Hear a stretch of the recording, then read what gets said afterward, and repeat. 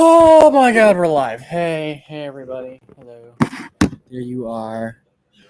Dang. Yay. Yay, I made it home. Yay. Did make it home. We made it home. Let's go, baby. All right. I am going to grab a table. And then I'm going to post that we are currently live. Let's get it, everyone. Let's get it. Get it.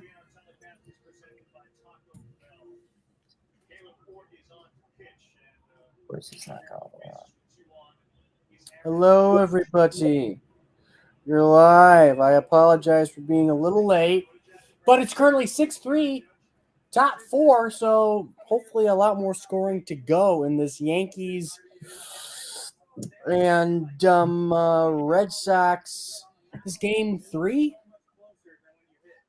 It is. Usually if it's Sunday Night Baseball, it's game 3 in the final game set of the series for the most part. Oh, yeah. But yeah, let's go. I'm gonna post this on my thing. Say we are now live.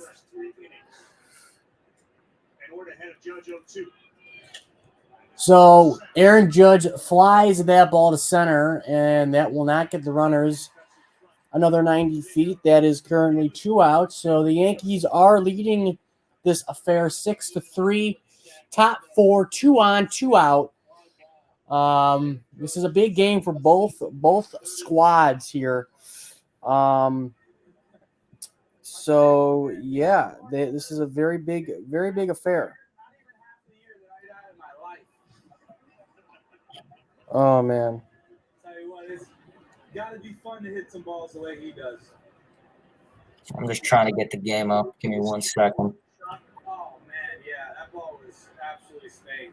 I thought it was 115. I looked on the video, it said 114. I'm a little bit let down, but I mean, for a ball to be hit that low and to clear. Oh man, hey, what is up, guys? Hello, hey Gio, what's up, man? Thank you for joining. I'm going to step out real quick. I'm going to grab a table to put my laptop on because I want to be directly at the TV, and I will also go to MLB.com, and I'm going to put that up as well. Game day, I do believe. And there that is. I will be sharing my screen in 1 second. 1 second. Give me a moment. Share screen. Well, quick scoring update. Obviously, is 6-3. And well, how did that start off? Well, that's a good question. In the top of the first, Giancarlo Stanton had a 2-run homer. Deep right center to bring in him and Judge. Following that, in the second inning, Jose Trevino had an RBI single to bring in Matt Carpenter. Following that, Isaiah Kiner-Falefa had an RBI single to bring in Aaron Hicks. And then in the third inning, Matt Carpenter had a 2-run shot to center field to bring in him and Rizzo. And then obviously for the Red Sox, only 2 homers tonight. Red Sox are flying on the long ball for the most part. Frenchie Cordera had a 2-run homer, and then Christian Vasquez had a 2-run homer. Otherwise, pretty quiet night for the Red Sox offensively with only 2 hits. 2 hits. Yet to get a runner in scoring position. So hopefully they can get some stuff working there if you're the Boston Red Sox. But sorry we are late, but we are here now. Currently, we are in the top of the 4th inning. Caleb Ort on the bump for the Red Sox. He will come into relief. Nick Pivetta, who definitely got a little roughed up. 3 1/3 inning, 8 hits, 6 runs, 2 walks, 5 strikeouts with 2 solo shots given up. For the Yankees, Jameson Taillon, 3 innings. Been pretty adequate so far. Had some issues with the long ball, but quieting things out. And that will be hit out to Verdugo, and that'll be caught, by the third baseman, Bobby Dahlbeck, to retire Anthony Rizzo. That'll bring us to the bottom of the 4th inning with Bogarts, Verdugo, and Story Leading off. So clean inning for Caleb Ort, Red Sox rookie. Yeah, I think he's a rookie. I don't know. Yeah, I'm just gonna from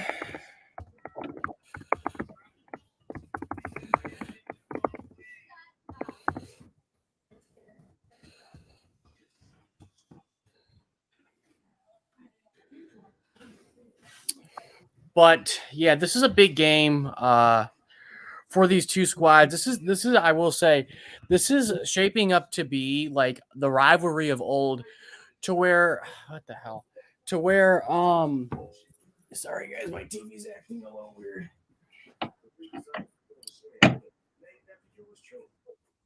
Slim is one of my old nicknames. You better ask somebody. No, what the hell? Might as well call them Snoop Cans. But I was just gonna say that this is shaping up to be the rivalry of old, to where to where these games now matter. It's more fun to watch the Red Sox and the Yankees now. They're both very good teams. I mean, when the Yankees are good, I mean, that's great. But when the Yankees and the Red Sox are good, I mean, that's awesome. I mean, the Yankees and the Rays rivalry, there's a rivalry there, but it's just different when it comes to the Yankees and the Red Sox. It reminds me, back early 2000s, late 90s teams. I mean, this is what I always remember, like watching on YouTube, these great rivalry games where this is like a playoff game for both teams. Yeah. Man.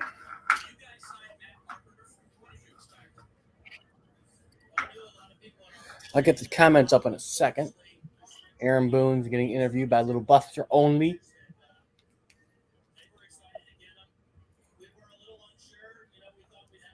Buster Only looking like Harry Potter. Is Judge in this game? He is. Everyone is in the game for the most part, to my knowledge.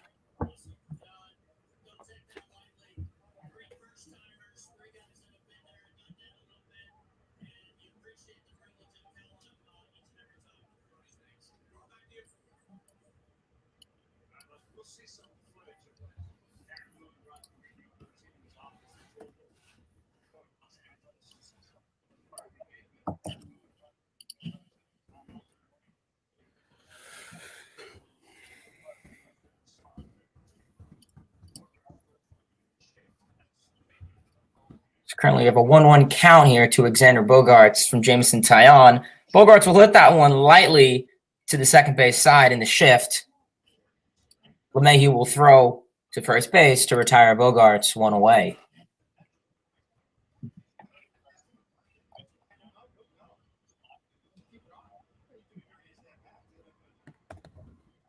So obviously, like they are talking about, very impressive for Caleb Ort to come into a situation like that, where your starter goes only 3 1/3 of an inning. Definitely Pivetta definitely got a little beat up, it's afraid to say. And good to see Ort come into that situation and bail him out with runners on and not give up any results. So Go Sox, yes. Gio says, you guys see who made the All-Star game? I did see who made. Actually, no, I'm lying. I did not see who really made it. I've not been paying attention, to be honest. Been a little busy. Results? Your Tigers have 2 representatives. 2. Who's the second one? Soto? Take a guess. Yep, Gregory Soto. Now the New York Metropolitans have 4. 4. Take a guess. Rigged. Mets fans are horrible with voting. Take a guess who they are. Alonso, DeGrom. No, DeGrom's been hurt. But still, Matisse has been hurt. He'll be in it. Scherzer. Nope. No. He's been hurt. Well, he just got back. Nimmo. Nope. McNeil. Yep. Marte. Yep. Really? Yeah. Marte? I'd take Nimmo over Marte. How many you say? 5? 4. Alonso, McNeil, Marte, and who's the 4th? Hint, hint, he's a reliever. Oh, Diaz. Yeah, so Pete Alonso will be making his second All-Star appearance. Jeff McNeil will be making his second All-Star appearance. Starling Marte, his second All-Star appearance. And, of course, Edwin Diaz. I think it's his second or third. I don't know. Obviously, Yankees have a little face it by Verdugo. Yankees with 6 representatives there. That is probably the most in MLB. 6 representatives is definitely a lot. I believe it was Aaron Judge, Giancarlo Stanton, Jose Trevino, Garrett Cole, Nestor Cortez, and Clay Holmes. So Yankees are definitely loaded up there. I believe the Braves had a couple. So definitely good to see, the guys' reactions. A lot of guys making their first All-Star appearances. Like I was looking at a lot of the pitching, and like all of them are like making their first, and I'm like, wow. Kudos to Alek Manoah, rookie making it. Julio Rodriguez, probably going to be Rookie of the Year in the American League. He made it, so I'm super happy about that. Yeah, couple snubs. I mean, I think Will Smith from the Dodgers was snubbed. Dylan Cease from the White Sox was snubbed. Tony Gonsolin in there? He is. That's good. He'll win the Cy Young probably. I got Alcantara. Really? I got Gonsolin. I got Alcantara winning it. That dude is a good team though. Oopsies. Yowza. Come on, light. There we go. Currently Trevor Story up at bat on an 0-1 count with Verdugo at first following a base hit. The pitch, swing and a miss. Strike 2 and a fastball from Trevor Story. Story, I mean, maybe, I guess, having an okay season. Obviously, the homers are there, but that average and that low OPS is not favorable for him. Rocking 15 homers, so you like that. But maybe those are not the best stats.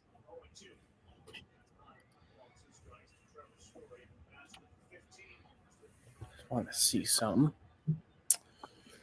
My channel. Don't need that. Don't need that. Don't need that. I want to go here.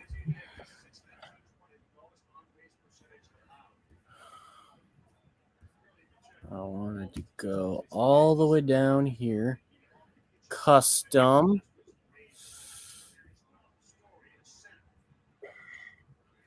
0-2 count. That'll be way high. Ball.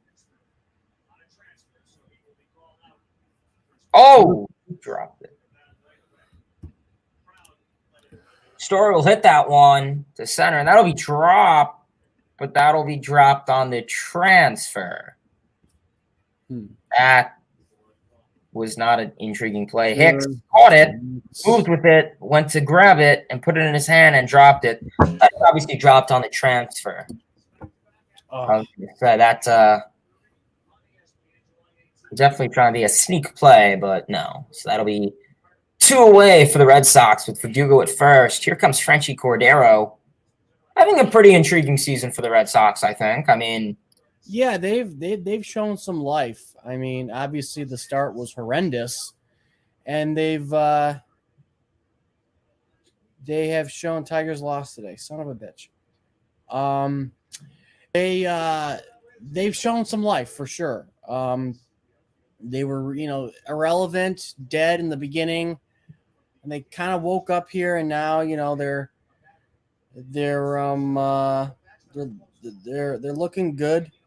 They are currently, a ways back behind the Yanks, but they're in the wild card race. They would be the top wild card seed. They would currently host, I believe, Tampa, or is it Boston and Toronto?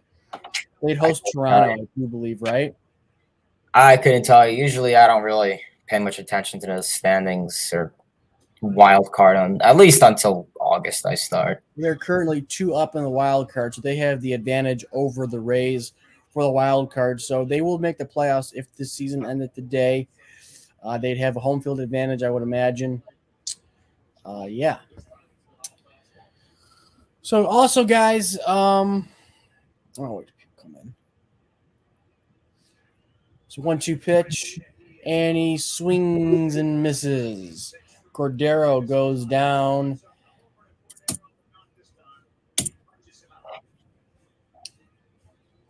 Let's see.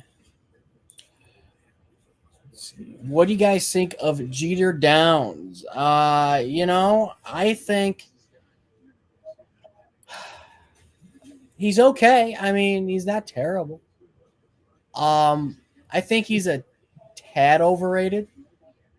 From what I say, from my opinion.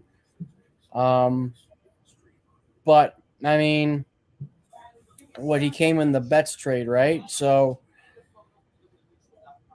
if you're the Red Sox, I mean, you expect this guy to do well. I mean, he's the big chip you got back from LA. So, what is he? A shortstop? Am I correct? Downs, shortstop. So, I mean, yeah, hey, he's a guy who's going to replace Bogarts once he leaves, if he leaves. So, I mean, you're banking on this guy. I would say that this year is like the last year the Red Sox have a legit shot of being World Series contenders. And I don't want to say playoff bound because the way the playoff picture has changed, anybody's playoff bound. So I think, when they don't re-sign Bogarts, I believe Bogarts will go. Will leave Boston. I think he'll go to a team like the Giants or something. I really do. So I think Downs will have to pick up the slack, and hopefully he does. But again, don't expect this guy to come out, guns a-blazing, because I just, I'm skeptical on these prospects. In all honesty, I got to see them do something over a full 162. I got to see them do it for at least 2 straight years to really make me feel that they are a team and franchise impact type player. So that's my opinion. Yeah, I mean, Downs, like I said, I mean, obviously good to see him get his his first RBI last night. Definitely an athletic player. Definitely, can be capable of, going, 2020 or going for 2020, I should say, down in the future. Definitely could be capable of that. One thing that I kind of like with Jeter Downs is how vertical he is with that high swing. I thought that was pretty intriguing. I don't know if you guys saw it last night, but when he had the walk-off hit, or when he scored, but when he got on, so really intriguing how his swing is there. Obviously, I think mainly people only know him because his name is Jeter. And it was ironic last night. Jeter scored on a walk-off against the Yankees. Never thought I'd say that, but that's his first name, not his last name. But defensively, he definitely is very versatile, very speedy, very athletic. Definitely could be capable of winning a Gold Glove. He's a shortstop, but definitely can be a high-developed shortstop, 100%. I understand it. He's part of a big trade, with Mookie Betts, from the Dodgers. I believe the Reds drafted him, and it was him and Josiah Gray went over to LA like 2018, 2019, something like that. But yeah, I mean, he's definitely shown some light in the minor league farm system. And I mean, Red Sox, like I said, I mean, if you look at their lineup, I mean, they have some like nice, I don't want to say whether it's rookies or, younglings. I mean, Cordero, Dahlbeck, I mean, Duran. I mean, you look at the bench for tonight, Downs, Refsnyder. Never even knew who that dude was. So, I mean, he was drafted by the Yankees in 2012. So, definitely some nice bench talent for the Red Sox. I'll give him that. Got 2-2 here on Giancarlo Stanton trying to put some more on the board for the Yanks, and he swings and he'll line it into center for a base hit. So Aaron Judge gets the first hit of the night. He'll be 1 for 2 after that swing. Also, guys, don't forget to check out our vlog tonight from Great American Ballpark. This is the vlog 3 of 3 from our road trip. Me and Mets Talk with Hayden went on together. We'll be out at 9 o'clock tonight. 9 o'clock. 9 o'clock. Eastern Standard Time, mind you. Eastern Standard Time. We saw the Brewers take on the Redlegs from Cincinnati, Ohio. It was a fun time. Vlog 3 of 3. Frederick says, your favorite ballpark? Well, okay, so now that I've been to Great American, I've been to Comerica, Tampa, Wrigley, Great American, and Petco. I'll rank them right now for you. Number 1, Wrigley. Number 2, Petco. Number 3, Comerica. Number 4, Great American. And number 5, Tampa. Those are the ones I've been to. So those are mine. Wrigley's still number 1. Petco is underrated. I really do think it's underrated. That's a top tier. That's a top 10 ballpark, honestly. But yeah, so those are my top 5. You? What do you think of Great American, Hayden? It's a nice ballpark. I mean, I'll say this: the Reds don't, have a lot of hopeful expectations, and I understand they don't have a whole lot to cheer about. But I mean, it's a nice ballpark. I mean, like I said, it's a newer ballpark, but it also holds some of that nostalgia. Considering that the Reds are the oldest team in baseball, 1869. That's just 4 years after the Civil War. So really mind-boggling to think how long they've been around for. But I say it's a nice ballpark. I mean, the food there was pretty good. The Skyline Chili, the stadium setup is pretty nice. Yeah, I definitely think it was a nice ballpark.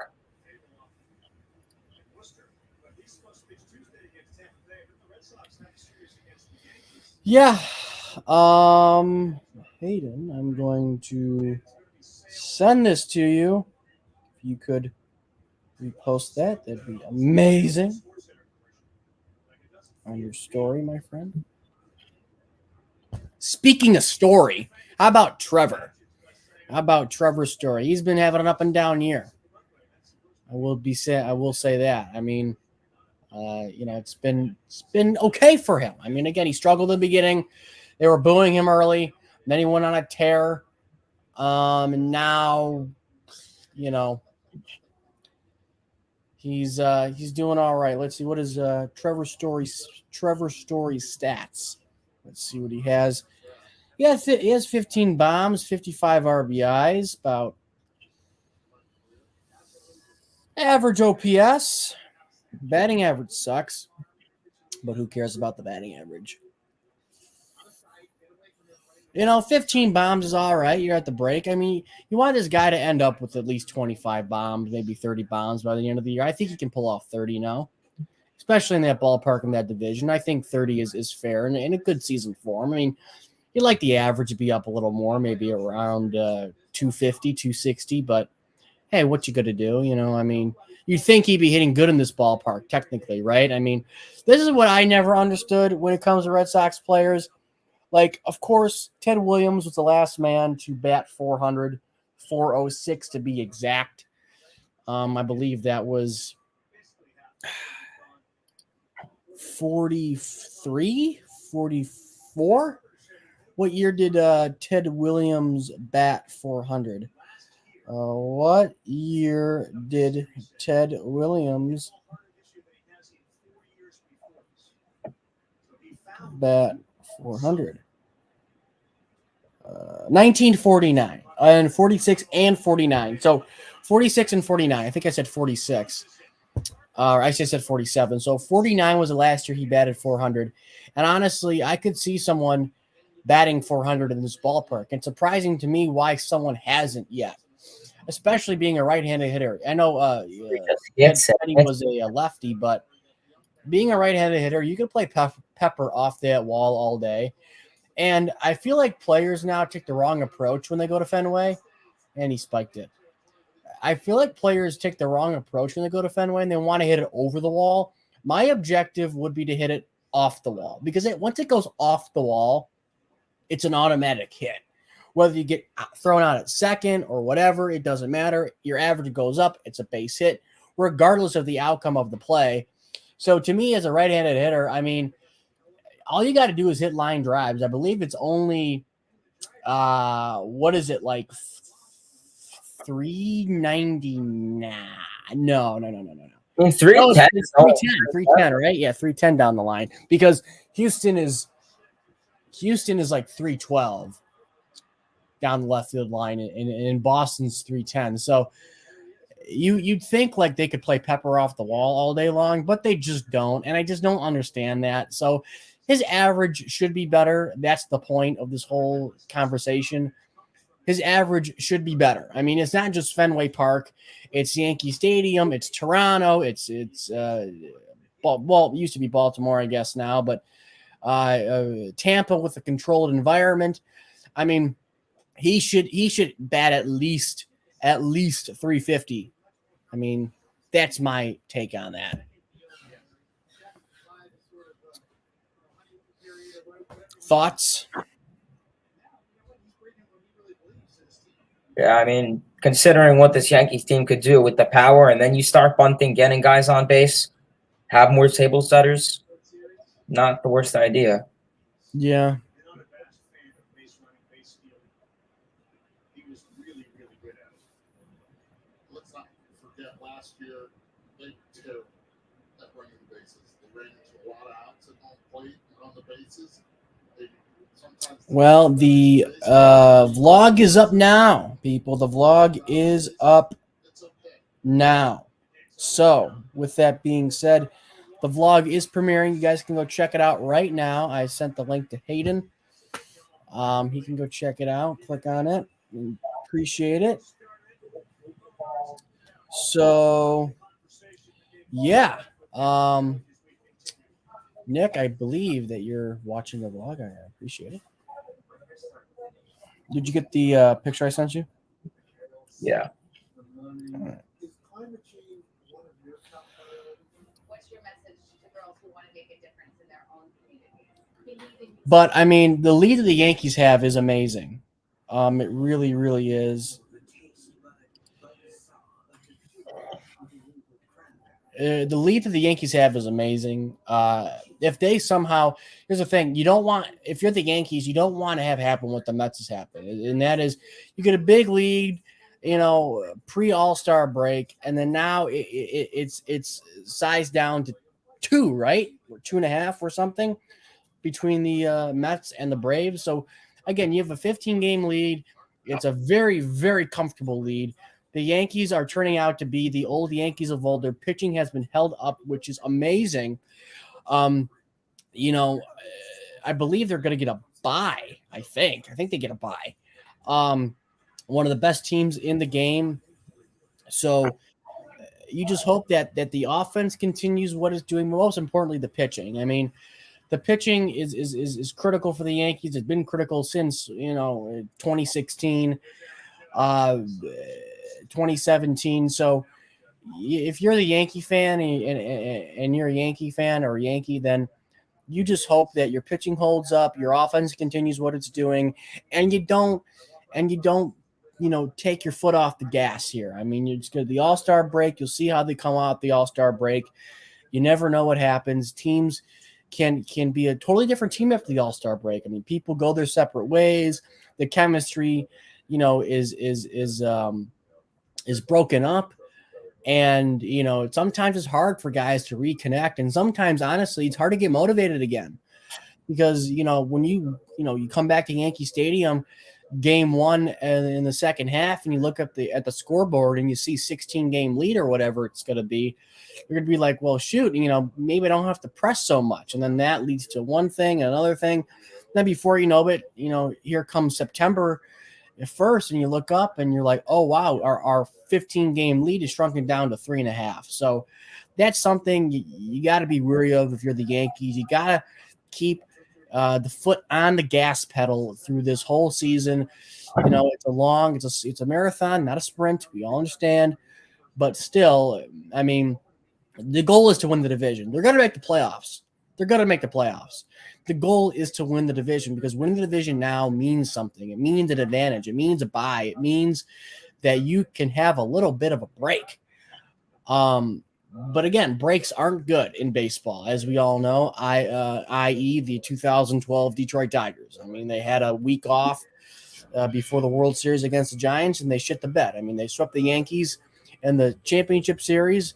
I believe the Giants series in the NLCS went to like 6 or 7 games against the Redbirds, and then they come to Detroit and they swept them. So you don't want that to happen for the Yankees. You want to, you know, keep the pedal to the metal here. So that's my take on what the Yankees need to do. I mean, this is a good sign here up against Boston at Fenway Park, a very hostile environment. Honestly, the Yankees haven't been, you know, great at Fenway Park in recent memory. I mean, of course, the '90s teams were fantastic here, but the late post 2015 teams come into Fenway and they get it handed to them most times, whether it's a playoffs or just a series like this here in the month of July. But yeah, that's my rant about the Yankees. Here's one for you, Hayden. Yeah, I mean, Gio, people just like to focus on 1 year. I think that's how the rest of the years are going to go ahead. I mean, I don't know. I really don't know why people always say collapse. Because they do. Thing is because they do. It's like what year though? I think is the thing. Okay, yeah. Besides 2021. What was it? Okay, 2021. They made the wild card in 2017, right? 16 they made it. They got hot in the second half. Because everyone says they're horrible in the second half. 2019, they were phenomenal in the second half. They went into the All-Star break in 2019, 5 games under 500 just about. And they blew up in the second half. They went on 12-game win streaks in the second half of 2019. I mean, 2018, 2017, they didn't really have much, I guess, whatever. Maybe 2018, okay, whatever. Nowhere near last year, obviously. And I mean, what else? I mean, you know, and I'm talking this core. I'm not talking 2007 with Beltran, right? No, I'm not talking about that. I'm talking with this core. Yeah. I mean, you know, I don't know. People just the starting pitching is better, obviously. I mean, you got the best 1-2 punch in the game of baseball. And it's going to be hard. You know, I think it'd be very hard for the Mets to collapse in the second half, getting DeGrom back also. Unless this team just goes out there and puts up 1 run every single game, then yeah, I think that's mostly, collapse will definitely happen. But I mean, you look at you have 3 offensive all-stars. I mean, Alonso, Nimmo, and Marte. I mean, Alonso, McNeil, and Marte. I mean, you know, the bats are there. Yeah, sure, all teams go through their slumps. It happens. Look at Judge. Judge was slumping for 3 weeks. He was batting like 170 something. You know, all teams, all players have their own slumps. I mean, you know, it happens. Look at the Braves. They started off the season, you know, rough, and look where they are now. They're getting, you know, they're making some noise. Same for the Phillies. You know, same for the Marlins. All teams get hot at the last minute, and that's why it's 162 games. If it was 70, if it was 60, if it was 100, okay, yeah, we'd have a whole different story. But that's why it's a whole, you know, different game. And as we could see, Dalbec will ground that one out to the pitcher, and that'll be thrown to first, and that will advance Bradley up to second, 1 away with the runner on second. But yeah, I mean, you know, the Mets have the talent. I mean, you have Alonso, you have McNeil. A shortstop of Lindor, which I'm just going to leave it at that. Escobar, I'm going to leave it at that because I can't even with those 2. But then you have Canna, you have Nimmo, you have Marte. I mean, you have the talent there offensively. Freaking Luis Guillorme is coming out getting 3 hits against Sandy Alcantara. Like, you kidding? Like, you know, they make the noise. And they're going to make moves at the deadline. Trust me. Epler, he has relationships. Sandy Alderson, he has relationships. I'm not worried. You know, when it comes to the pitching, they're doing a phenomenal job. Taijuan Walker, all-star caliber, Cy Young caliber pitcher this year. I mean, you're going to get the ground back. You have Scherzer. You have David Peterson. I'm really not worried. Carrasco, Bassett. You have a lights-out closer. I think Diaz may win reliever of the year this year. Well, again, here's the thing. The problem with the Mets is they're a team who historically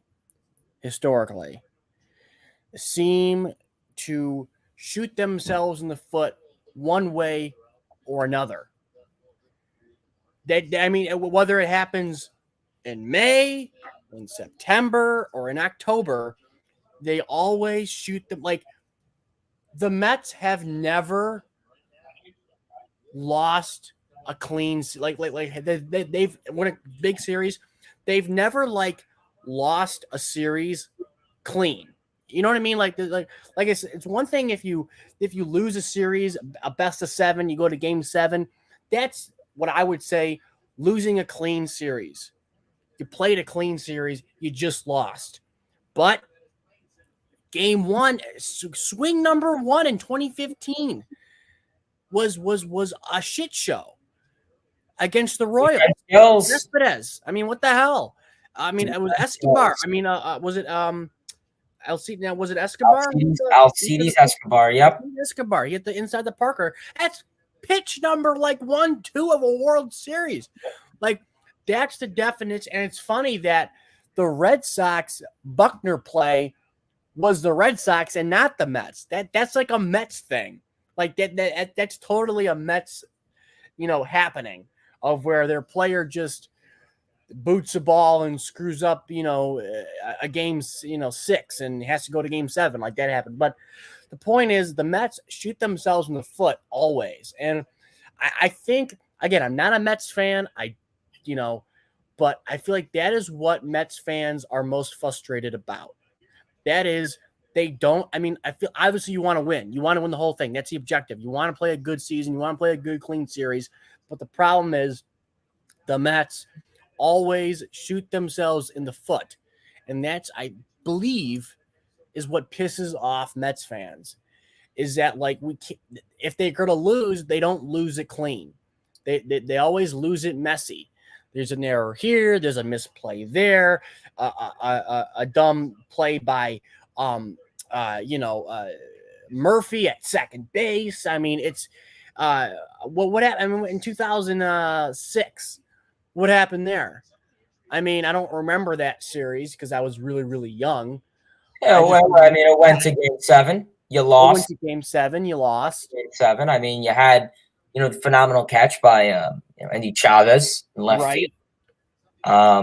But listen, regardless of game 7s, I don't really think that should determine if a team is at the wall, and it's off the monster, and a run will score for the Bo Sox. It is currently a 6-4 ball game. But 2015 definitely was. Think about it like this: the Mets had the lead in all of them, but 7th, 8th inning came around, and Murphy decided to boot a ball. Duda decided to rush a throw to Darno. Wilmer Flores decided to intercept the ball from David Wright. Conforto and Cespedes didn't communicate, and defense got to them. And I think the most famous one in game 7 or game 5, whatever the heck it was, Terry Collins not taking out Matt Harvey. And that's literally probably where his downfall next year is, when his downfall started. But yeah, I mean, defensively, I think the Mets right now are one of the best defensive teams in baseball. I'll say that. I think defensively they are very good. I mean, think about it like this. The Red Sox used to be like the Mets. Just shit happens to them. Whether it's the Big Red Machine, they couldn't even win against the Big Red Machine when they had one of the best comebacks in baseball history. Yaz going down the line. The Red Sox used to be like the Mets, to where they somehow seem to shoot themselves in the foot, whether it's May, September, or October. They just always did. And now they're a team to where after they won in 2004,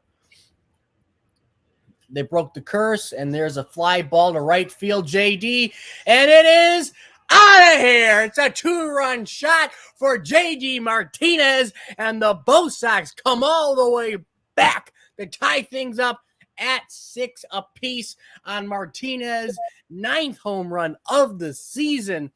And we have one hell of a ball game here at Fenway Park in Boston, Mass. How about that? JD Martinez, a classic inside-out stroke. We've seen him do it in Detroit. We've seen him do it in Arizona.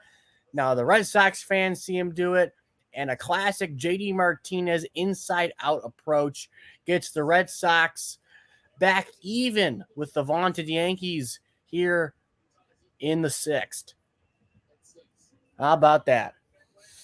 So, Opposite field hitting, taking advantage of the short wall into the Red Sox bullpen, and the Red Sox bullpen catcher makes the catch. That's cool. How about that? So now we have a ball game. I'm glad I decided to come on and stream this. This is shaping up to be a good affair. It's the first home run since June the 14th, by the way. Facts, Gio agrees with our Mets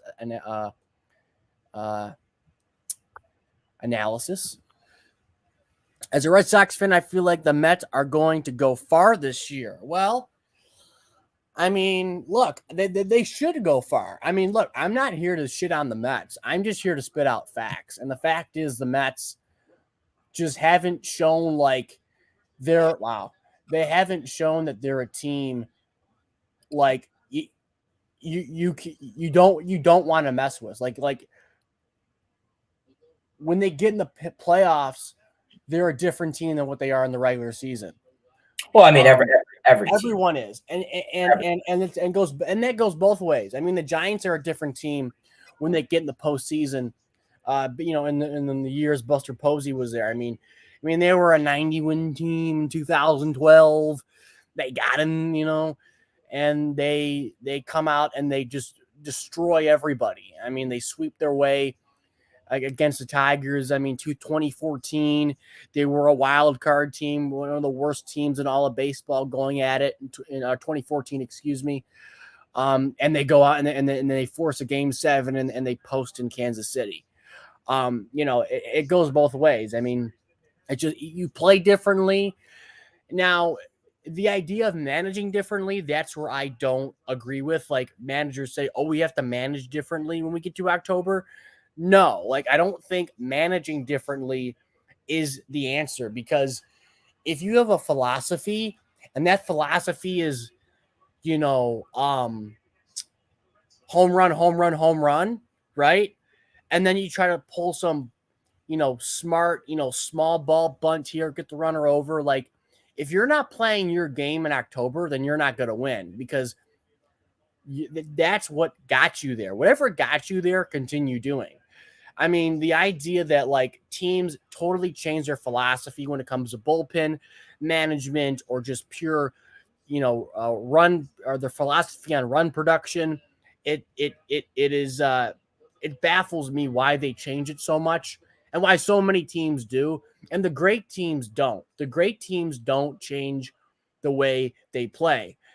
A la the 2015 Mets, or the Royals, 2015 Royals.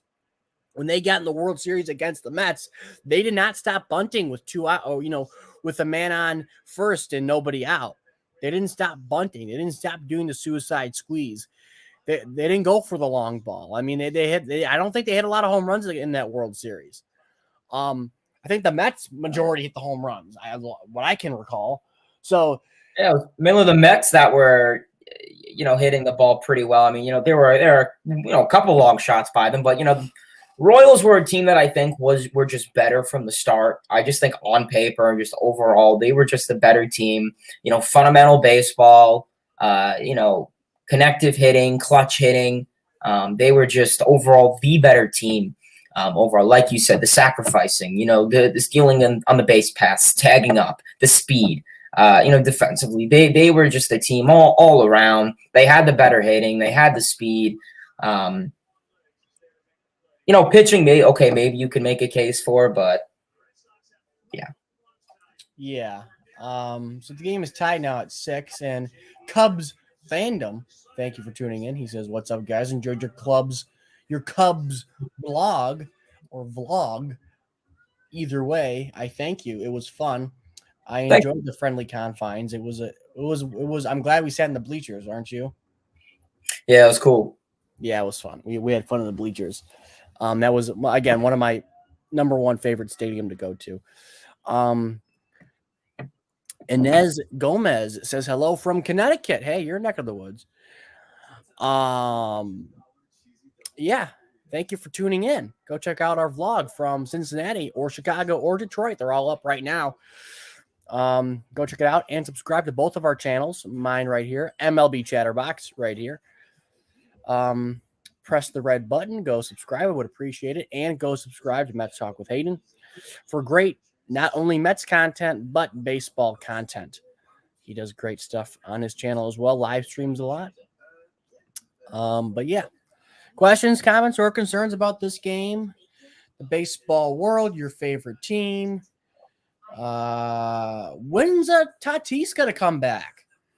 I mean, Someone asked me that on my stream the other day, and I was like, and I Googled it. He's not even doing dry swings. really? I mean, if he's not even starting that, I mean, I don't even think. I mean, I wonder if he'll return at all this year. I mean, maybe he'll come in September, and that'd be good. Playoff push. That'd be definitely urgent to have him back. But I mean, even then, do you put him at short? I mean, I tried that outfield shenanigans last year, and I don't know how that worked out for them. But yeah, I mean, I feel like we've been pretty quiet with the Tatis news. I think there was maybe a tweet maybe a week ago, maybe 2 weeks ago. It was vague, but it said he hasn't even started dry swings or really anything. The original report was like, yeah, June, he's gonna come back mid-June, and like we're all like, and then that's when we went on our trip, and we were like, oh hey, we might catch him in Chicago, but no, he wasn't in Chicago. He didn't come back when we were in Cincinnati, so he hasn't been back. It's just been a kind of a weird thing. Maybe they jumped the gun on that, but I don't know. So 6-6, 9 runs or 9 hits for the Yankees, excuse me, and 7 hits for the Bo Sox. Are you kidding? The next Sunday Night Baseball is the Padres and Mets. Seriously?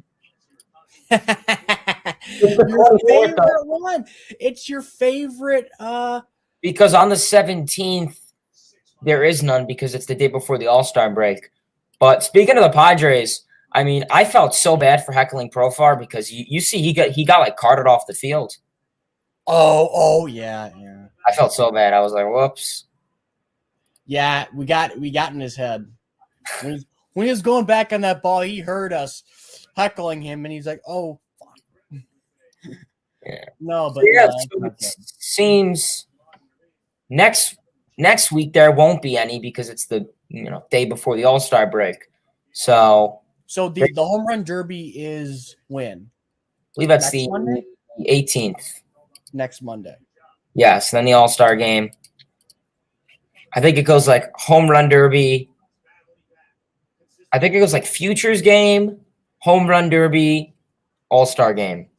Yeah, what do you think about it being on a Monday and a Tuesday? I mean, I get it. You have a lot of other sports to compete with: golf on Sundays, NASCAR on Sundays. I mean, golf is really big on Sundays, so I can see why they put it on a Monday. I mean, it being on a West Coast, hopefully that they'll tune in. Maybe more of the West Coast people will tune in, and so the East Coast. This is something I heard on MLB tonight, and I wanted to throw by you, and I want everybody in the chat to comment on this possible scenario for the All-Star game. Okay, so Kershaw against Ohtani to start the game. Yeah, LA matchup. It's possible. That'd be good. I feel like that'd be a really good one.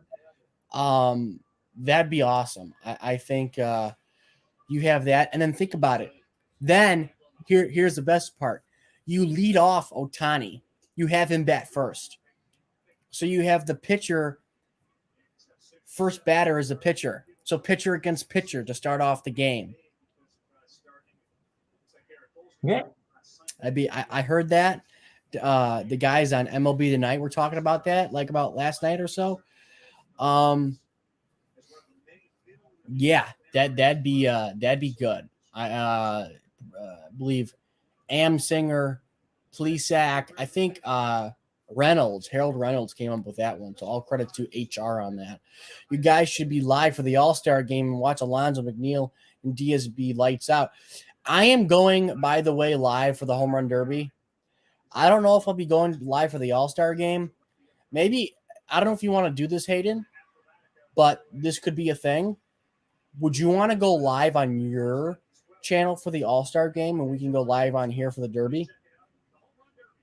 We could. The only issue is it's on national TV, and I'd have to watch it in my living room.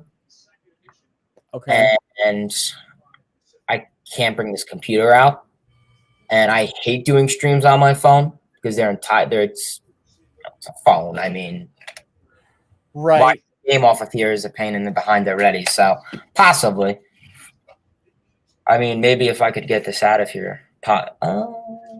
Maybe. I mean, I don't know if I can. Let me know. I mean, if not, plug it out. I could. I'm going live for the Derby, so if you want to come on for the Derby, I'm all for it. Maybe is there a Philly playing in the Derby? Maybe we'll have Luke come on as well.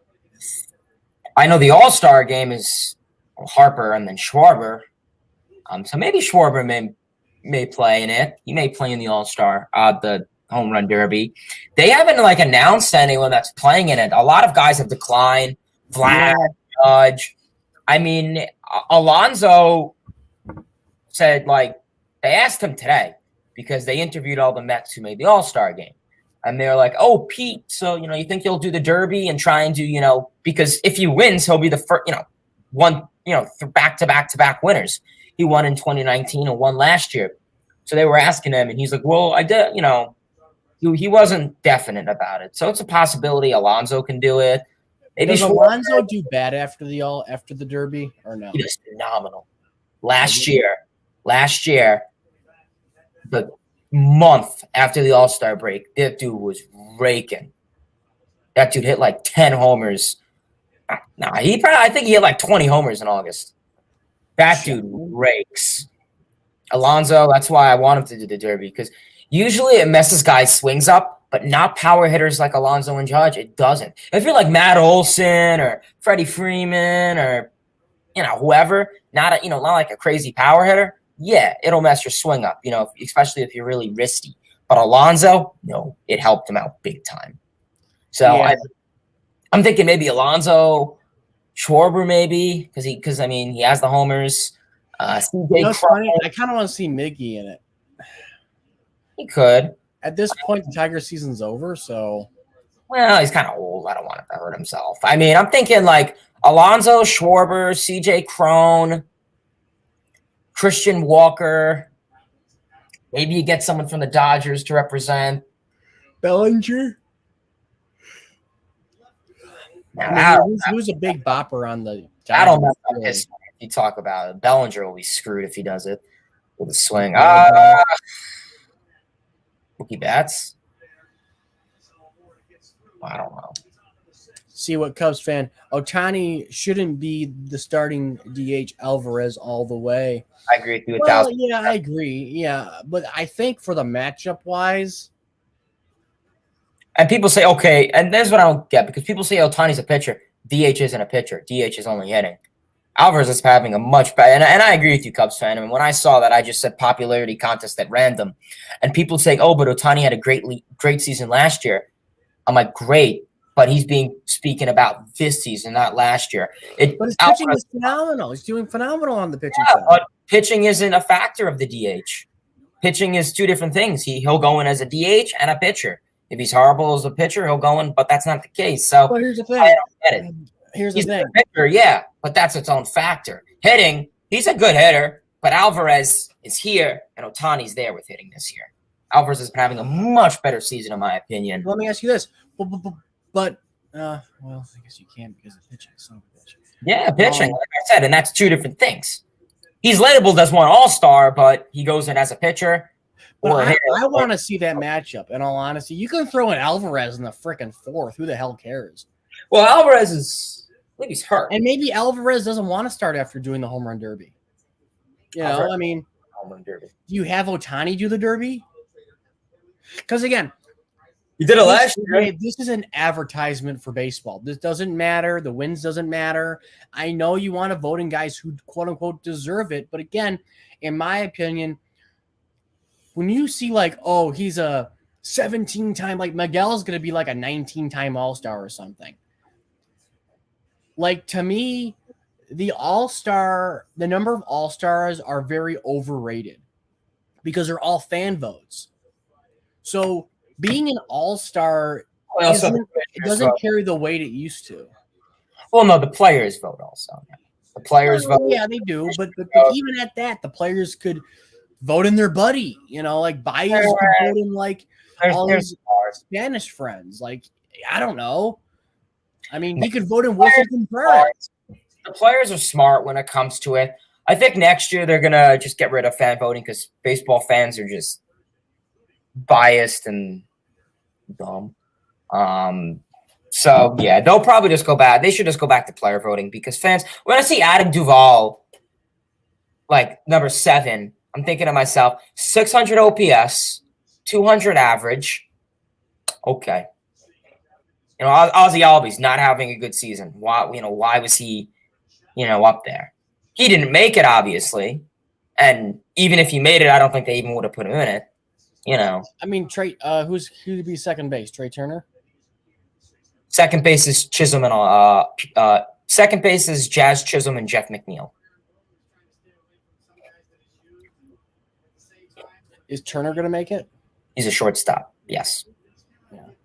Turner is a shortstop. Is he going to be so you got in the shortstop position, you have him. I could just tell you all. Bo Bichette, right? No, it's American. I'm trying to think. I always think of Trey Turner as a second baseman. I don't know why. He played second last year, and it was a disaster.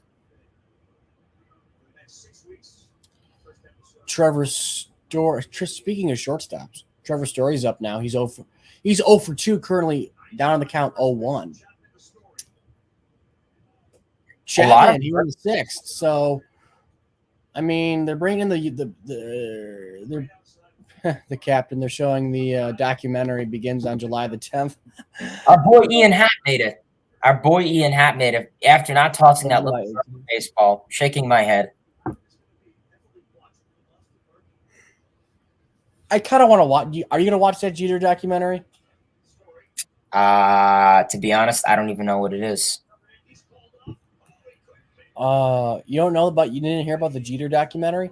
Nah. ESPN is doing like a Whoa! Jeter or ESPN is doing like a ESPN is doing a like a Last Dance documentary type of thing on Derek Jeter. Nice. So I'll be watching that for sure. That's based.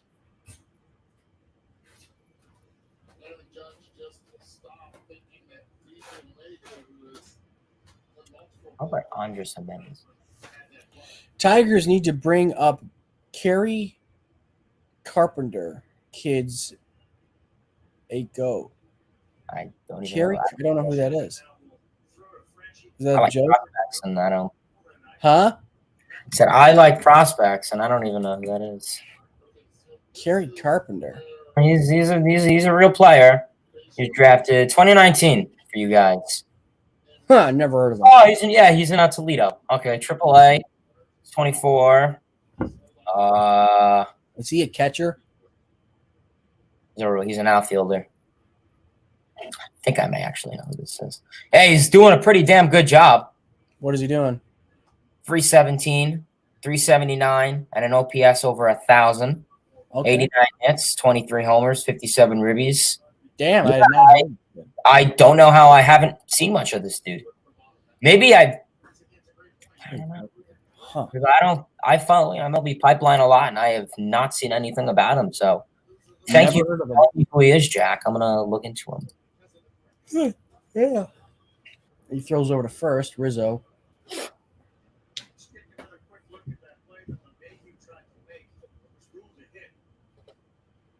Do you think they should? Do you think they should get rid of errors totally? Yeah, I kind of like it. I can really care less errors.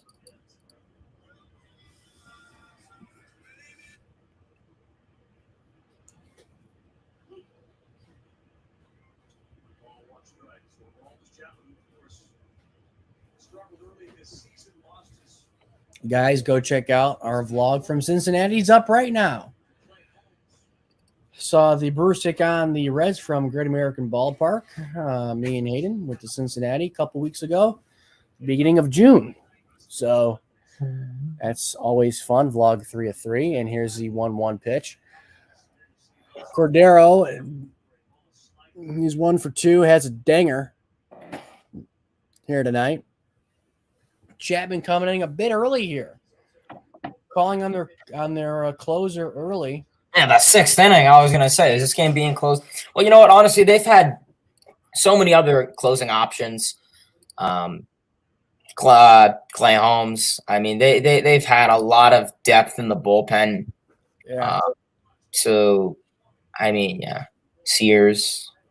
I wanted to run this by you. I don't know if you saw my video, my most recent video.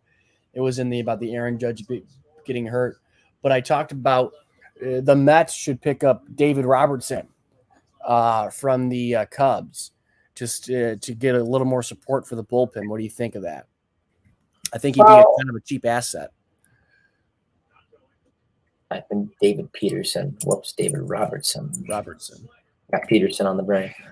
Well, bullpens, like I said, obviously, something it doesn't hurt to go after.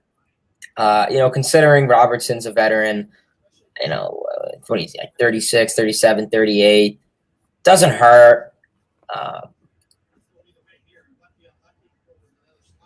Now he actually is having a really good veteran. His whip would be the best whip among Mets bullpen arms if they got him, which is something I kind of use for your help with the analytical stuff. But I looked at his whip. I'm like, wow, okay. And I looked at everybody else's whip. I think Diaz is like still around 1. But if they got him, he had the best whip. So I know you love the whip. Yeah, I mean, the innings pitched 34 1/3. I mean, definitely is up there for a reliever. I'm not really sure what position the Cubs use him in. Like, is he a setup man? He's a closer.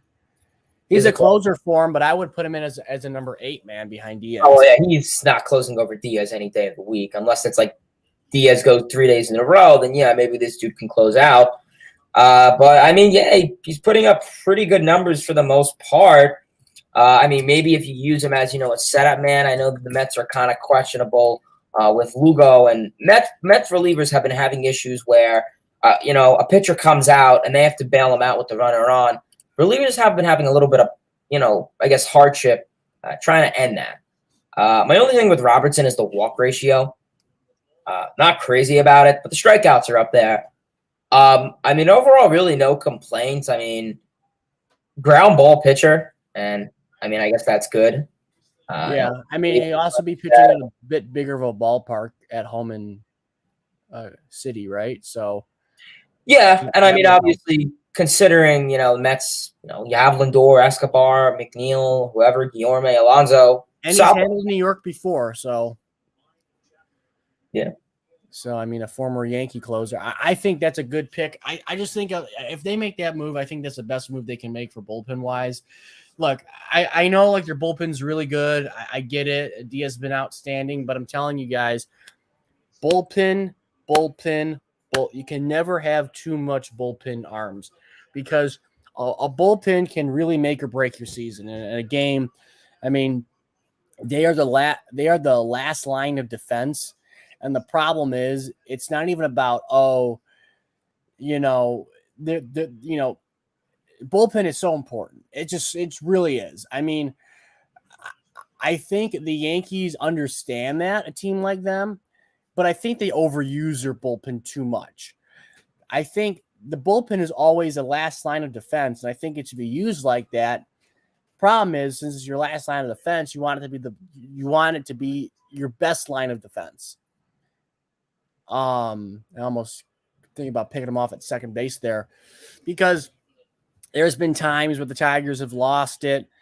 Bullpen has been their Achilles heel for years. I mean, think about it. Postseason, big moments. I mean, it's the bullpen who's on the other side of the walk-offs.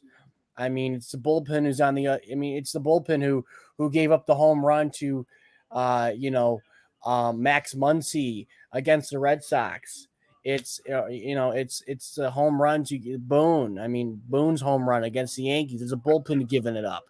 I mean, every big moment in the postseason happens in the seventh inning or later when it comes to the offensive side, and it's always a bullpen who's blowing it. So you got to have a good bullpen. You got to shut things down, whether you have a 5-run lead or a 2-run lead or a 10-run lead. You got to have a bullpen to come down, because these guys are not pitching 7 innings anymore, starting pitchers. They're going less and less in the postseason, which is beyond me, which should be backwards, because if the whole point is to save your guys and rest them up for the postseason when it comes to starting pitching, then why the hell are you putting him or taking him out there in the 5th? I just don't understand that from a starting pitching standpoint. But if that's the way baseball is going, and that's the way it has been going, bullpen is so important in the postseason. As you can see right now, the Yankees bullpen is blowing it. I mean, they have the bases loaded now with nobody out. So, I mean, look at that. I mean, this is bullpen is the last line of defense. And if your last line of defense sucks, then you're going to lose. So I think picking up Robertson would be the best thing for the Mets. You don't have to use him as a closer. You can use him as a setup man, as a fireman, as whatever you want. But because he's their closer doesn't mean he has to be your closer for the Mets. So here comes Boone, or is it the pitching coach? Pitching coach. I mean, Gio asked one thing in the chat. If you want to. Okay. Yeah. How should the Mets handle the bullpen in the second half? I mean, you go with that one. You probably know more than me. Billy Epler, Buck Showalter, Sandy Alderson, listen up. So, obviously, the Mets need some type of remedy for left-handed pitching for the bullpen. Obviously, you only have Dolly Rodriguez right now. And Dolly Rodriguez has been doing a pretty up-to-par job for the most part. He's had maybe 1 or 2 sticky situations early on in the season, but otherwise been pretty dominant, with the crazy slider, the strikeouts. So, I'd like what I'm seeing out of him. So, you have a lefty there. Diaz is your closer. That's established. You have Drew Smith. You have Seth Lugo. Okay. One thing I would like to do is put David Peterson in the bullpen. Like I said, Peterson, a lefty. Once you get McGill or DeGrom back, that's going to put someone out of the starting rotation job. And not saying Peterson doesn't deserve to be in the rotation. I think he's definitely done a phenomenal job, David Peterson, in the rotation this year. But I really want another lefty in the bullpen. And kind of like what the Brewers did with Corbin Burns and Brandon Woodruff is they got those guys to develop in the bullpen. And when they were ready, they put them in a starting spot. And Peterson's kind of been in like an odd situation where he debuted 2020. He didn't really pitch much last year. And then he's doing a phenomenal job this year. So Peterson's had, I'd say probably 13 of his 15 appearances have been as a starter. But I think him in a bullpen role could really be fine and phenomenal. And then maybe, 2 years later, next season, you start to talk about Peterson in a starting rotation role. So that could be nice. Possibly even McGill. When McGill comes back, a bullpen role could be appropriate. You have Trevor Williams, that long reliever. You have Steven Nagosic down in AAA. You have Jose Budo in AAA, obviously. The Mets bullpen is – it's had its highs, it's had its lows. I'll say that. Colin Holderman, definitely an underrated guy this year, having a phenomenal season. So I think the bullpen definitely has some talent, but there's also plenty of room to work on with. I like Diaz. I like Holderman. I really would like to see Peterson in a bullpen role. Yeah. I think, yes, we'll see. And Chapman is definitely exploding early on. We know that he wasn't really having the best season in the closer role. 4.50 ERA, 175 WHIP. So the Cuban Missile Crisis has not been having the best season. He's been struggling. That's for sure. Yeah, I mean, last 4 innings pitched, 6 runs, 7 hits, 6 walks. You don't want to walk in the go-ahead run here. Yeah, the command is not there. So I mean, they moved him out, and I guess for their closer, they've been going Wow. and And home. he got him. What do you know? 100-mile-an-hour down and in back legger. And gonna miss. So what was the thing on Twitter you were talking about? Something blew up. I was looking at it. I didn't see what you're talking about. Oh, well, it didn't blow up, but it did pretty well. My All-Star thing did pretty well. Usually Twitter. Your what? My All-Star thing did pretty well. Your All-Star thing. Got 4,000 impressions, so I appreciate you guys on that. My best tweet overall, I think, had like 100,000 impressions. It literally just says the 2022 Mets have 4 All-Stars. I'll take it. And then it's a picture of Pete Alonso, Jeff McNeil, Edwin Diaz, and Starling Marte. Oh, the impressions were good. Okay, I get you. I'm just so happy that Pete Alonso and Jeff McNeil, I'm just so happy that they're All-Stars. That's all. Why is Chapman in so early? I don't know. We've been asking that question ourselves, but he got out number 1. I mean, this is all his doing. I believe these are all his runs. So. What's going on, Connor? Here comes Jeter Downs. Can Jeter get something against the Yankees? Oh. We'll see. And Jeter beats the Yankee. No. Obviously, bottom of the 6th. Would be nice to cash in some runs here. You have an opportunity. Red Sox haven't really got many guys in scoring position. 2 for 4 with runners in scoring position. So it would be nice if you could at least drive in 1 run. I mean, you'll take a sacrifice. At least try and at least get ahead in this inning. This would be an appropriate time for Jeter Downs to come into clutch. I tell you, he's facing a guy who you're facing the right guy. I mean, he's throwing nothing but fastballs. I mean, he might flip up a little slider or something, if he gets ahead 0-2. But if I'm Jeter Downs, this is the guy I actually want to see. I mean, he's not. If you can get the bat through the zone quickly, just kind of be all hands with it. Try to just drive the ball to the left. Honestly, just get out ahead of it. But right there, like that was like he's going for the downs, no pun intended. But he's going for the downs, and you don't want that. You want him to play pepper off the wall. I mean, forget the home run. Just forget it, because you're going to strike out, and he's going to throw you a backdoor slider, and you're going to swing and miss. Or he's going to throw the same shit he did to the last guy, where he threw him a fastball low and in, and a back footer, and you're going to swing over the top of it. So, I mean, Jeter is just – the approach is not good right here for him, I will say. See? The same stuff right there. But that's all you need to do. Oh, and he misses it. The run will come in to score. They get the out at second base, so it kind of acts as a sac fly in a way. But either way, the run would have scored. The out at second was made. So really, in a way, no harm, no foul when it comes to the error from DJ LeMahieu there. I mean, yeah, he dropped the ball or he missed the ball. They got the out at second base because the runners were kind of frozen there. So he got the out at second, which is good. So it kind of acted and played out as would a regular sac fly. Now, he could have caught it and maybe could have threw him out at home, but I doubt it. But yeah, so he got the job done being down. He's on base via that error.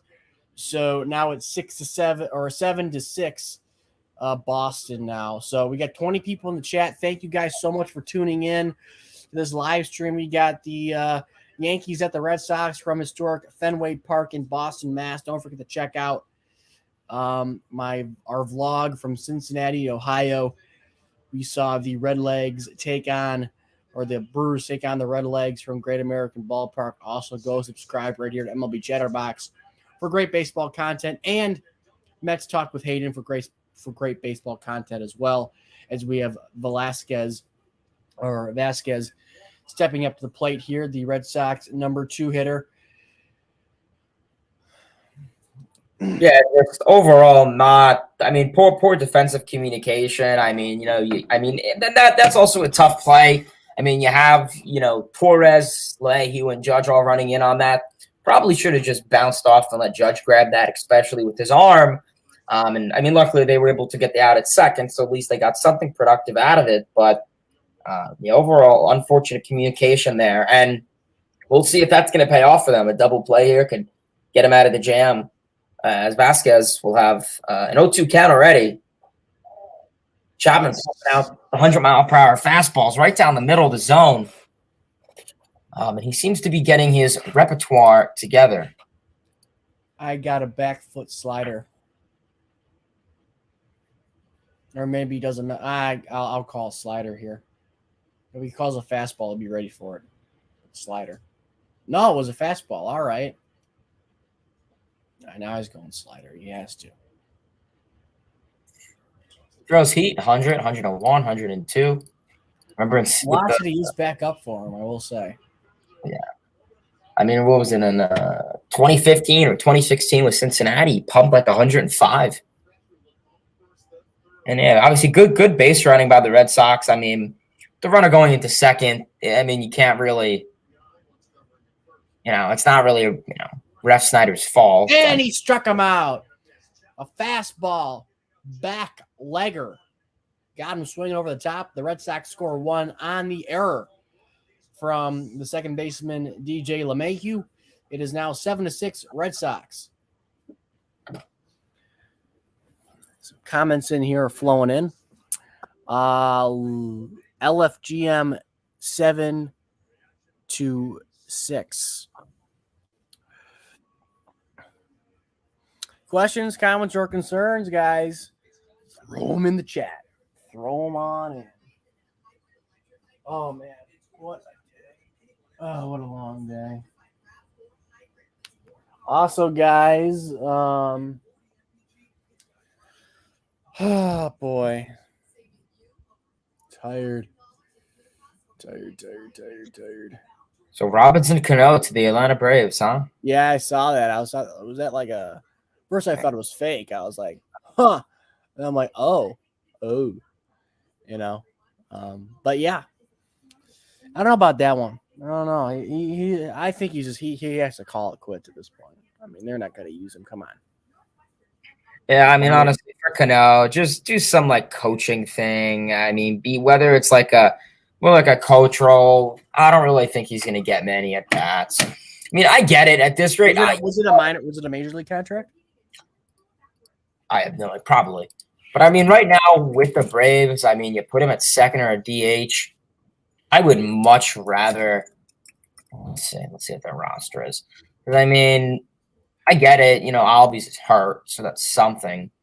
But you have Olsen, Arcia, Swanson, Riley, and then Ford and Gonsolin kind of just A-balling it.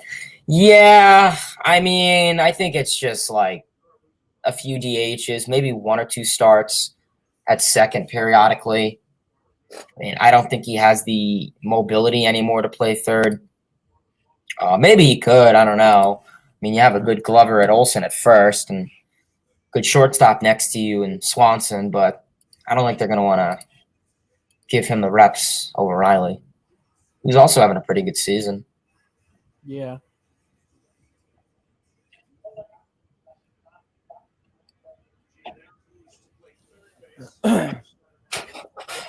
Michael Harris the second also has been doing pretty good for them. So, yeah, I was kind of surprised by that. Well, here's Aaron Judge. The Yankees got the right part of the lineup here to get back in it. So, 1-3 on the night with a hit, strikeout, and an output in play. Do you think Aaron Judge will get to 60 bombs? Will he get to 61? Will he tie Babe Ruth or Roger Maris? I mean, it's possible. His rookie season, he had 52. Is he in a better pace? Did he have 30 pre-All-Star break or no? He may have. I'm not sure, but I mean, it's possible. I mean, like I said, if he can keep up with the pace and stay healthy, like I said, I mean, last year was like, I mean, besides 2017, last year was like the only year really he was really healthy for the whole year. So I mean, if you're Aaron Judge and the Yankees' sake, you definitely would like to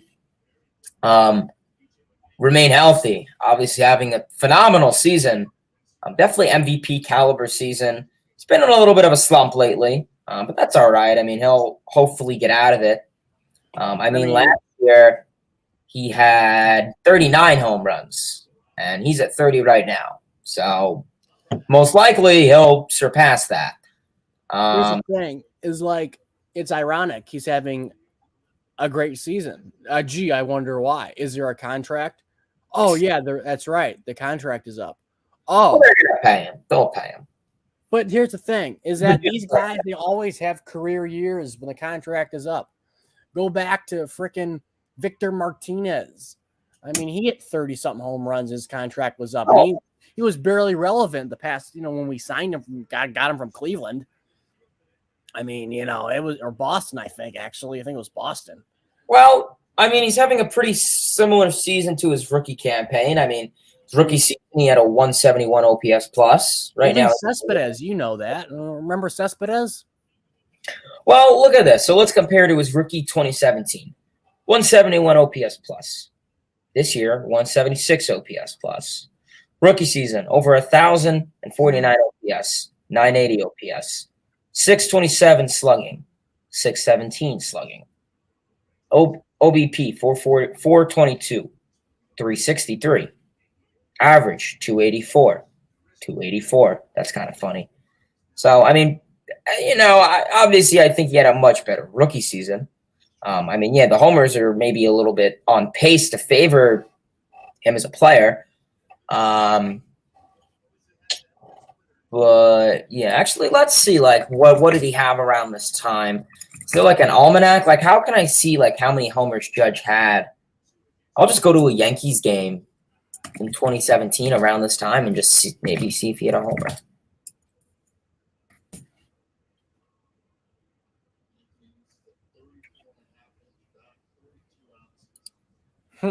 Just.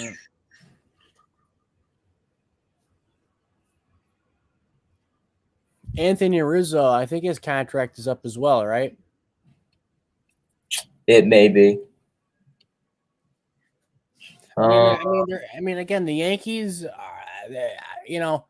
you'd think like their philosophy had changed, like, oh, we got to go more the starting pitching route, but it hasn't. I mean, their pitching has been good, but I'm just saying, like, they still went for this bomber mentality, like we're gonna just hit the shit out of the ball, and then that's how we're gonna win our games. I mean, their starting pitching is good, but they didn't get like the Max Scherzer. I mean, they didn't get the big horse to back up Cole. I mean, Cortez has been great. I get it, but I don't know. I don't know. I'm leery about this Yankees starting rotation come the postseason. I don't know. They should have got a second guy. I don't know. And they got to trade for another pitcher. They really do. I mean,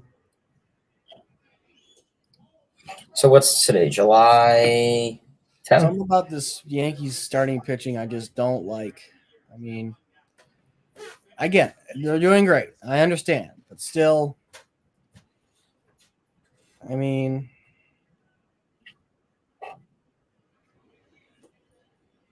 what is Cortez this year? What's his whip? Yeah, I mean, I was really, I guess, kind of curious for the back end of the Yankees rotation going into the season, and I mean, they really shut me up.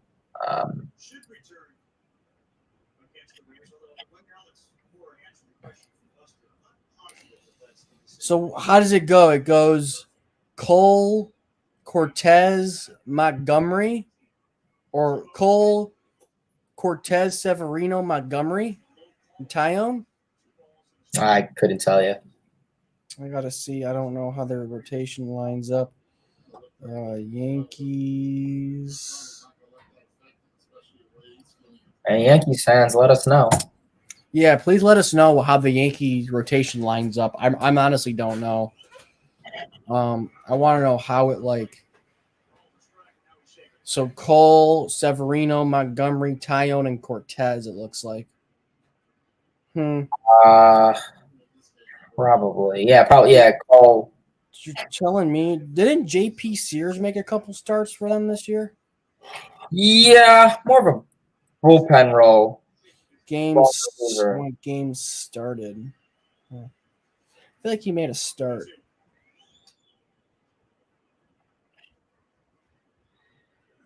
I do not like the Peacock streams. I despise them. It's annoying. Yeah, they're horrible because they need to get real announcers because they just get these people who just talk about the most stupid stuff and get completely like. I don't even watch the Peacock streams. Like when I see the Mets are on a Peacock stream or Apple TV, I just mute it. Apple TV sucks. So all splitters is Stanton here. Will he go again? Will he go to the well?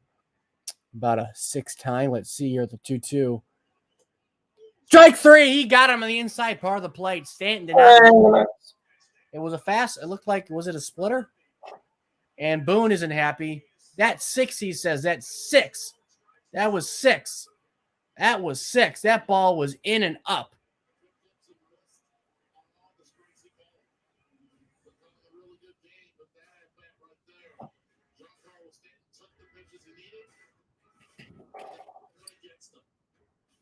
I got to see that at bat again. I'm sorry. I missed that whole at bat. I just saw the last pitch. I'm curious. Huh. You're saying he missed it 6 times. That's interesting. I'm curious to see how this at bat plays out. So, Aaron Judge, at this time in his rookie season, had 29 home runs. Interesting. So right now he has 30. He's about 52. 11 over. What? Yeah, so at this time in 2017, Judge had 29. So one shy of what he has now. Finished with 52. Alonso finished with 53 in 2019. And at this time, he had 30. So that's kind of funny. Because beat out Judge. But yeah, I mean, we'll see if he can keep up with it. I mean, I have to see, who the Yankees are playing. Are they playing a lot of pitcher-friendly guys? Are they playing a lot of home games? So it's possible if he keeps it up. So he was in a 2-0. He was ahead 2-0, Stanton. So, he called that a strike? Okay, that's a bullshit call. I'm going to get ejected. Come on, I want an ejection. Let's get some action here. Throw something. Huh. I'm replaying the at bat because I didn't really see all the pitches that he called strikes. So the first 2 was a ball, obviously. Then he called a low splitter in that was out of the zone, a strike. Another one, a strike. So I think he went right at him inside on these strike calls. Huh, yeah, these are really bad calls by this home plate umpire. Yeah, wow. So he was ahead in the count being Stanton 2-0, and then Schwarmora. How do you say that guy's name? Schwarmora. What? Schwarmora. And he came back with 2 pinpoint splitters inside that were called a strike. They did not hit the zone at all. The first one was close. The second one was really, really bad call. So, I want it. And then this call, I believe he calls him out on the 2-2 pitch.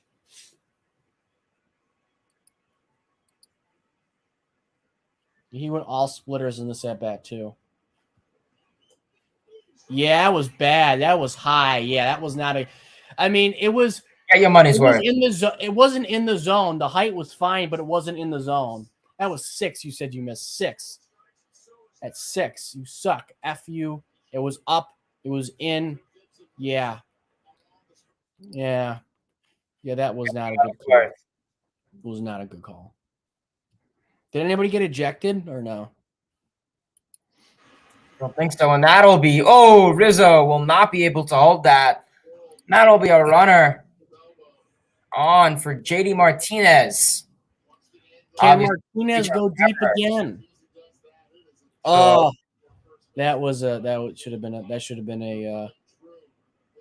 an easy scoop for the young man. You know what's funny, dude? I realize Riley Green's 21 and I'm 21. based. That's just kind of like a crazy thing for me. I don't know. I'm It's kinda 20, weird. and Francisco Alvarez is also 20. Ooh, let's go. Huh. Miguel Castro. His uncle's name is Fidel. No. Yeah. Miguel Castro, former New York Met. Mets won the trade, by the way. We got him. Dolly Rodriguez for Miguel Castro. Oh, yep, that's what Castro does. He'll come into games and walk the ballpark. And, yeah, almost drilled Bogarts there. So 2-0 count here. I mean, 2-1 count now. That pitch right down the middle. Bogart's going deep. Possible. Oh, that was a pitch. Yeah, right down the middle. The sinker, though. Sinker could be hard to hit, though. He's actually a really good low ball hitter, Bogarts. Is he? Yeah. Bogart's having a good season. Yeah, Martinez and Bogarts are having phenomenal seasons for the Red Sox. Telling you, if he hangs something here, it's going to be over the monster, man. I'm telling you. Yeah, throwing definitely outside. Puts him up by 3. His command isn't there. That's what happens. Definitely has an issue locating his sinker, his slider.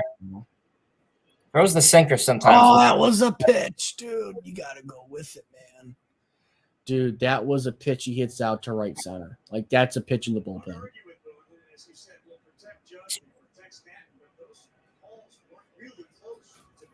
Nice night in Boston. The skies look pretty clear. Packed house. For Sunday night baseball in a Subway Series. Or not a Subway Series, a division rival. Mets will be playing the Yankees, though, I believe, after the All-Star break. And he lost him.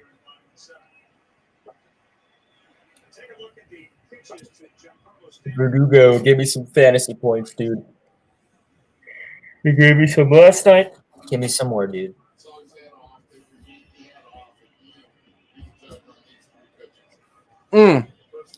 That terrible. I mean, the first one was bad. The second one was close.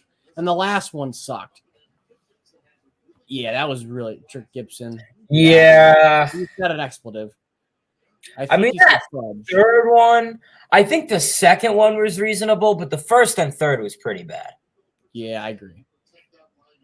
Yeah, who's the home plate umpire? Trick Gibson. Is it? Yep. Well, that no Angel Hernandez. Angel Hernandez is safe tonight.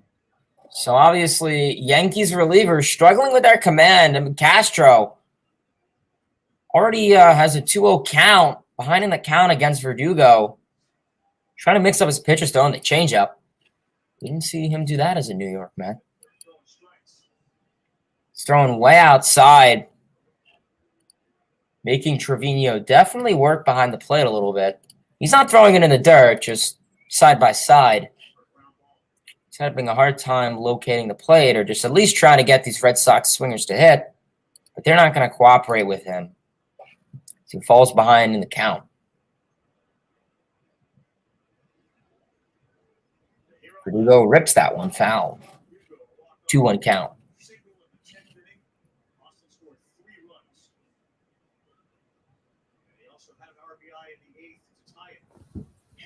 Well, Verdugo trying to put one down the line here. There's a line drive and going to left field for right field for a base hit. So it's a base hit. Are loaded. Right field. My bad. Guess Martinez doesn't have the speed. Yeah, I mean, the arm of Judge, how shallow it was. You don't send Martinez, so that'll leave the bases loaded. Story time. That's where they were last inning. Yankee defense, the same spot. Bases loaded, nobody out. So can the Red Sox capitalize more so in this inning as they did in the sixth? Because, again, the bases were loaded. Nobody was out. They only mustered across one. So we'll see what Castro can do here.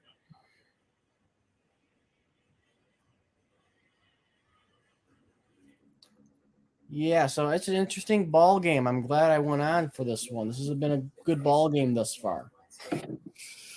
Back and forth affair. Hopefully the Yankees can get the Red Sox out here so they can get another chance to tie the ball game up.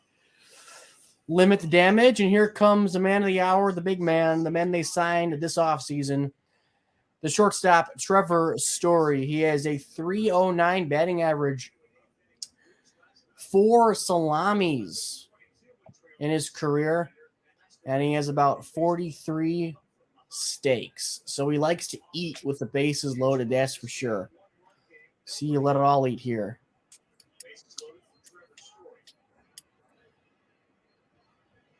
What the heck are those people doing?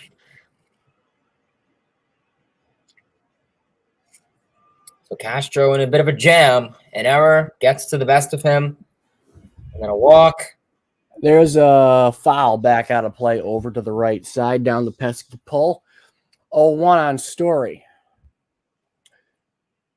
Yeah, I mean, if you're a Story here, you don't need to hit a homer. Just, you take the walk. I mean, you see that first. That was a home run style swing right there.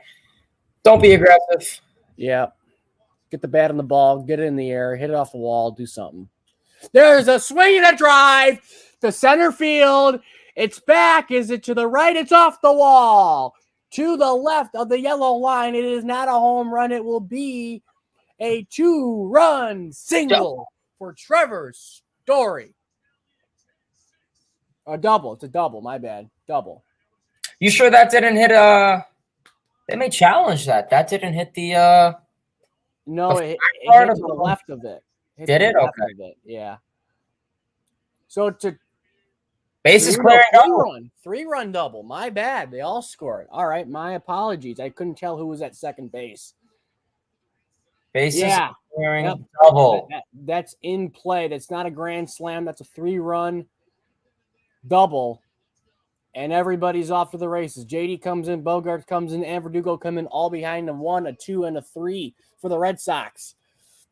So pretty close to a grand slam. I mean, if that was 10 feet to the right, that would have been gone. But great base running by Verdugo at first. Obviously, I mean, Martinez and Bogarts were going to score on that, but great base running by Verdugo. I mean, he went up to practically second base and saw the ball hit off, and he just chugged it around second and third to score. So phenomenal base running there. Trevor Story comes up with no outs, clears the bases on a double, the 17th of the year, to bring in JD Martinez, Xander Bogaerts, and Alex Verdugo. And they will have another runner in scoring position. Red Sox on top, 10-6. Yankees will take out Miguel Castro and make a call to their bullpen as the Yankees hope they can try and contain the damage here and get back in this ball game where Frankie Cordero, Ref Snyder, and Bobby Dahlbeck will be up, most likely, unless they get the out at second somehow. So, yeah, we will see. Obviously, things escalated quite quickly here for the New York Yankees. Obviously, an unfortunate throwing error by Isaiah Kiner-Falefa to Rizzo, who could not make the grab to allow Martinez on. Full count walk to Xander Bogaerts, and then a based hit to Alex Verdugo on a based hit. Trevor Story takes advantage and doubles off the wall. Pretty close to a homer. I mean, it hit that like the yellow line near like the flagpole and the Lone Depot sign. If it hit like that flat part, I thought it was gone, but I guessing it didn't hit it. So we will see Albert Abreu will come in for the Yankees. The right-hander, number 84, will come in and try and contain the damage. Also a youngling. Definitely doesn't have a whole lot of experience. Last year was his first full season in the MLB. Started off with the Yankees, and then this year he bounced around, started off with the Rangers, went to the Royals, and then the Yankees just claimed him, I think like a month ago. And this year's been treating him pretty well with the Yankees, I'd say, for the least. Didn't have the best time in Kansas City, but definitely a much better time in New York for Albert Abreu, for the 26-year-old, and we'll see what he can get done against this Red Sox bottom of the order. So he bunts, and a misplay. Another run comes in for the Red Sox. Oh my goodness, that's unfortunate. It's now 11-6, Bo Sox. That hit him. Is he out though? It hit him. So he threw it. Usually, I mean, it's hard when it's on the when it's on the foul line and he's running on the base. I mean, that was hard. I mean, he's running there. Abreu is the righty, threw it, sidearmed it. He sidearmed it, and that's what happened. Okay. So it was near the foul line. Abreu kind of sidearmed it and threw it in the baseline. It hit off of Cordero's back and trickled away from first base halfway, and Rizzo had to retrieve that. And that'll bring Story home. So now 11-6. Couldn't even have a time to introduce him. First pitch to get some action. So, unfortunate start for Albert Abreu. That run will not be charged for him. That run will also go back to Miguel Castro. So Castro coming and giving up 4 runs, did not retire a single batter. So that's pretty unfortunate. Here comes Ralph Snyder. Rob. Having a intriguing. Bobby. They've scored 9 consecutive runs. Still nobody out here in the 7th. So again, like I said, perfect example. It doesn't matter. Bullpen is such a big thing. This is, to my point, a perfect example of why you need a good bullpen. I mean, they had the lead, and then they came in, bullpen, tied it up. Now they lost the lead. I mean, they put up 11. They've scored 9 consecutive runs, all with the Yankees. This is all Yankee bullpen, pretty much. Chapman, for the most part. Castro. It's just a prime example of why the bullpen is so important. So important. And I've learned that over the years. Yeah, I mean, Tyon 6 runs, Chapman a run, Castro 3 runs, or 4 runs. Can you read this? Oh, based. Can you read that? Yeah, it says based. Oh, cool. That's a bot. It's a bot. It's a bot. What up, bot?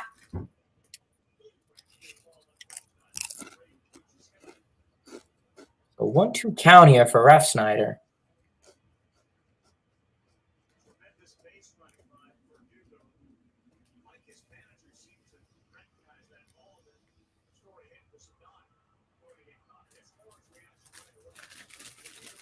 That'll be a strikeout for Ref Snyder. 1 away.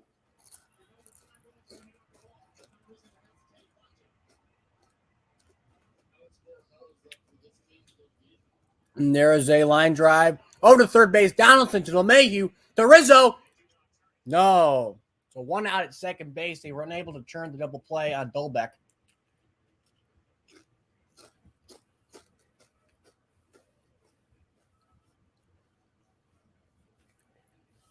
Just missed it.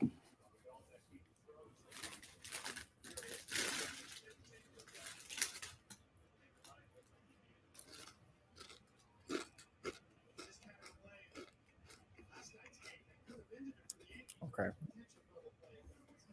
1 day, 1 hour, 5 minutes.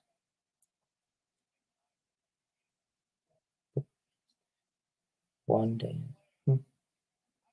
How about that Dodgers and Cubs game? First 3 innings was 2 hours, and then it was a high-scoring affair.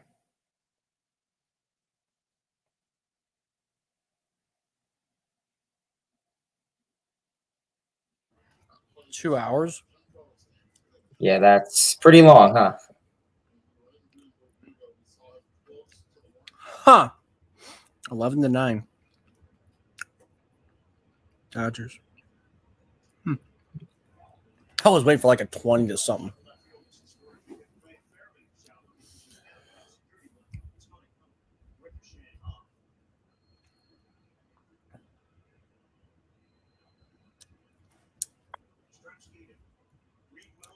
Downs 0 for 1 since coming in the game.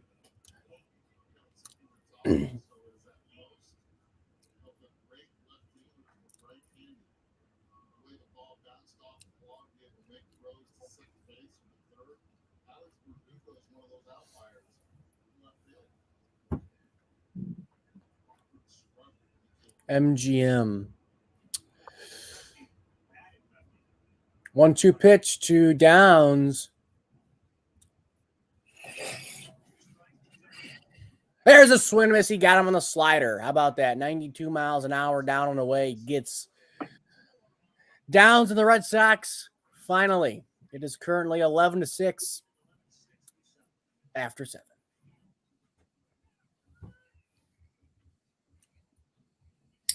The Yankees have allowed a season-high 11 runs. So this was the most amount of runs that the Yankees have given up Thank you, Gio. this season. So that's pretty that's crazy. Yeah, that's not good for the Yankees. Yeah, again, if you can't beat the teams you need to beat, being the Red Sox,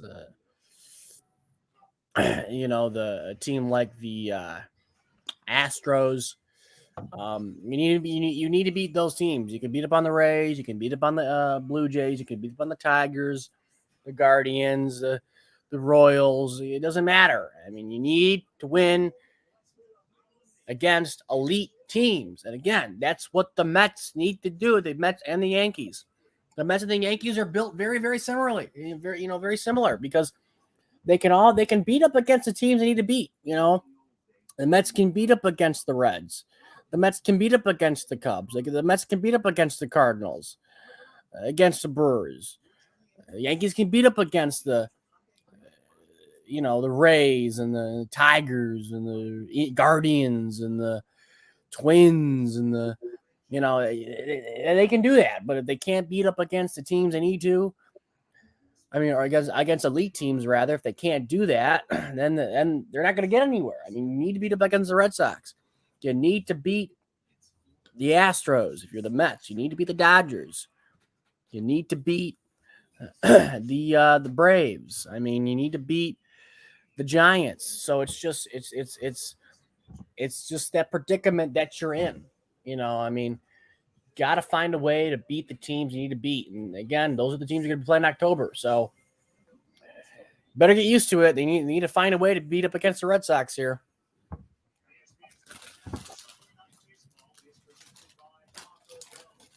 Especially in Fenway.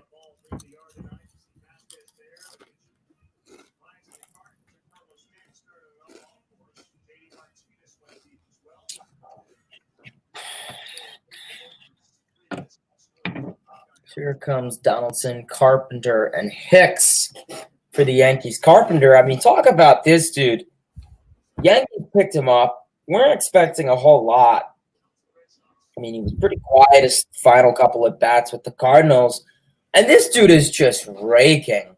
I mean, this dude, in the last 30 games, 21 hits, 10 homers, 22 ribbies, 10 walks, 333 average, 440 OBP, and an 857 slugging. I mean, just talk about it, dude. Who's, just underrated. And, who would have thought that this 36-year-old would – I thought he was honestly done. I forgot about Matt Carpenter. Yeah, Goldschmidt kind of, took over his job, 3 years ago? And then he kind of just went into the island of misfit toys. Yeah, I remember my dad telling me we need to get that guy. But even if he came to the Tigers, I don't think he'd do as well with the Tigers as he's doing with the Yankees. And there's a strikeout from Strom because of the ballpark, right? I mean, the ballpark at Yankee Stadium is perfect for him. He has a great uppercut swing. Yeah, the lefty. Lefty, it's made for him specifically. I mean, I guess every lefty you say that, but like him is just different because he's not a power hitter. You know, he has that uppercut. And there he is. Speaking of the devil, there he is looking like Luigi. Well, you know who's having a pretty good last couple weeks? Almagro. Baez. Told you he's a second half player.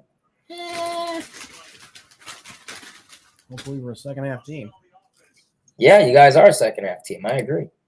Like when I was like when we were together, like I remember we would watch the games, and this team wouldn't even be scoring a run.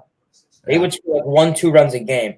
At least we're seeing them put up good at bats and score, 5-6 runs. So I mean, I hope Baez comes back from the break and just doesn't just shit the bed. I don't think he will. That's usually when he does his best. I think you guys are what, 10 games under 500 about. I'm not. I mean, Tigers were 77 and 85 last year. So I mean, there's listen. So there's another whole half to go, just about. I mean, yeah.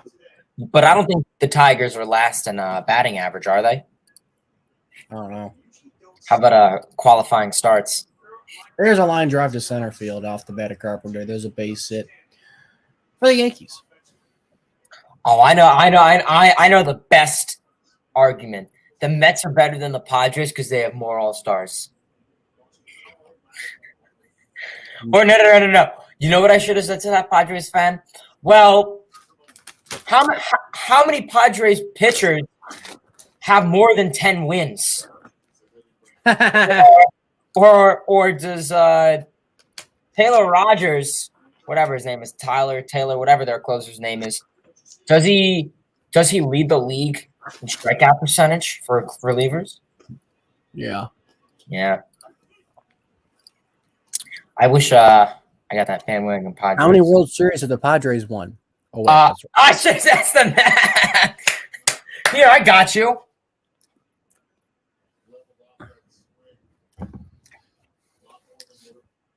Nah, but it's equal amount to all the bitches you get. I'm kidding. Padres. Oh, Padres took an L today. Damn, 12-0. L. Damn, 7. Weenie. At least they split the series. Now we'll go back to the wall. That'll be caught. How are the Padres doing? 49 and 38. All right, 11 games over, 8 games back from the Dodgers. Damn, they were. Yeah, I remember they were like in first place. Yeah, they're having a rough go at it. 3-7 in their last 10. Uh-oh. Well, the good thing for them is the Giants are shitting the bed all year. Well, where are the Giants? They're at 500. You know how? Oh, never mind. Surprisingly, the Diamondbacks and Rockies are only 10 games under. Good for the Padres, dude. I'm so happy for them. I am happy for them too. Love the Padres. They're just I've been a fan since 2016. I think I became a Padres fan when they got Machado. Probably like the week after. Same.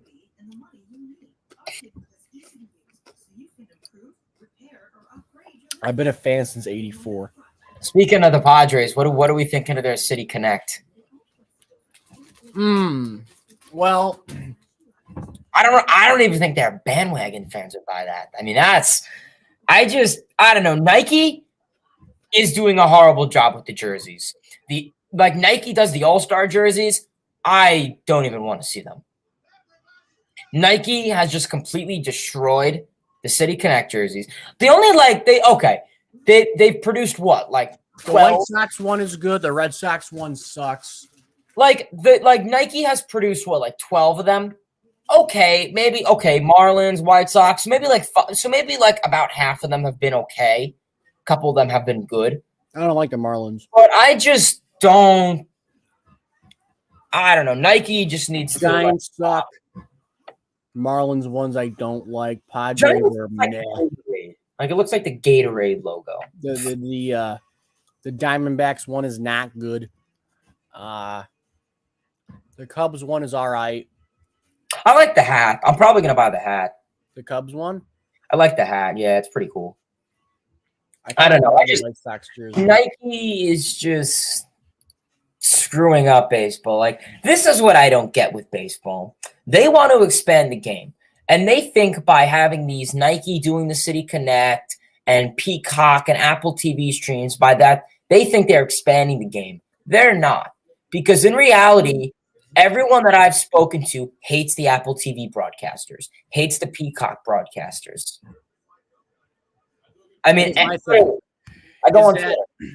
they should be putting these games on ABC and NBC, not stream them. Like, put them on like legit cable. Like, put them on NBC, like And you know regular NBC. Like, forget the news. Like, you know what I mean? Like, put them I on agree. regular cable. And they should get real broadcasters, not these people who, are reading off a script from MLB Network. They should get real broadcasters and maybe maybe they were players. Keith Hernandez, Ron Darling. I don't even like players in the booth. I hate players in the booth, to be honest. Well, older, experienced ones. Like I don't like the Tigers the Tigers put in like Kurt Gibson. Like, forget Kurt Gibson. Like, what the hell? Like, I don't want Kurt Gibson in there. He doesn't know what he's talking about. He's too old. That's what I said. You don't get someone, in their Jack Morris, forget Jack Morris. Like, I like Craig Monroe for the Tigers. Like, give me Bob Costas. Put him back on NBC. Like, let Vin Scully do a game. Can Vin Scully do one game a night? Like, I know he's retired, but like, shit. Can Vin Scully do a game a night? Can like the Dodger I like the Dodger broadcaster. I like Oral Hershiser. I like the Dodger broadcast a lot. They have one of the best broadcast teams in baseball. I'm not a fan of Michael Kay, to be honest. I like the radio guy for the Yankees. I'm not a fan of Michael Kay, to be honest. I don't like the K cast or whatever the hell it's called. Yeah, but Major League Baseball thinks they're helping the game, but in reality, they're not. I mean, I don't know why they have these Apple TV. Like, they think they are, but no. The thing is, if they got real announcers and people that made it listenable, then it'd be fine. But you just can't listen to it. I mean, I watched, what was it? It was the Mets and Nationals one, and it was like the first week of the series, and it was the first one. And these people had no idea what they were talking about, and they're going off on the most stupid things. They're talking about like Brazilian food, and literally they ignored all of it. Literally all of Eduardo Escobar's at bat. And it was like a 5-minute at bat, at least. They ignored all of it to talk about Brazilian food. Didn't even mention Escobar's appearance. JD Martinez will ground out the third base. I know I missed his at bat there, but still. Yeah, I just don't understand why MLB does it. I don't know. Like, I hate it because the Mets seem to always play on Apple TV, and it drives me nuts. I just mute it and put on Howie Rose. Yeah, I don't know.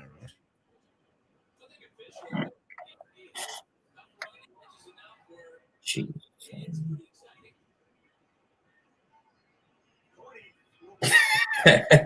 Jesus.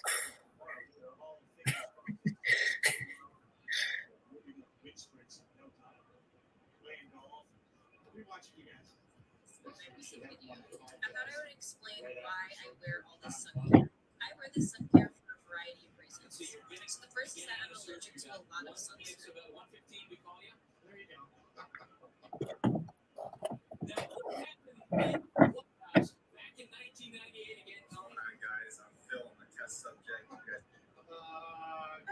Nina. That's funny. Sorry about that. What are they talking about? Medication? 1-2.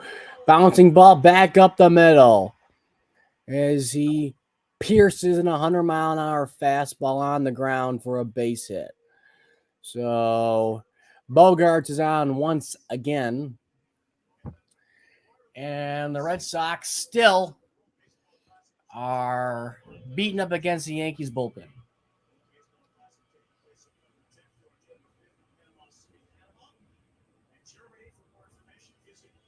This is the World Baseball Classic is this year? They didn't have it in 2020. They're having it this year? Or next year? So it would have been 2020, and then it would have been 2024. So it's 2023 in September. Okay. I believe so, yeah, because they didn't have it in 2020. They have it in September? Why are they having it in September? It's always September, I think. Usually September or March. What players would go play it in September? Still playing baseball. I mean, yeah, create your own country leagues. Interesting. I don't know. That's what player would want to go play? Like, that's stupid. I like But that. represent your country. I mean, But so you're telling me you'd be okay if like Pete Alonso just stepped out in the middle of September to go play for in the United States for the World Baseball Classic? not really, but and that's weird because it's never been in September. That's my point. It's like It's always been in March. they should have it. Frankly, they should have it in February. I don't think that's September. I think it's maybe something else is in September because there's no way that they're doing it.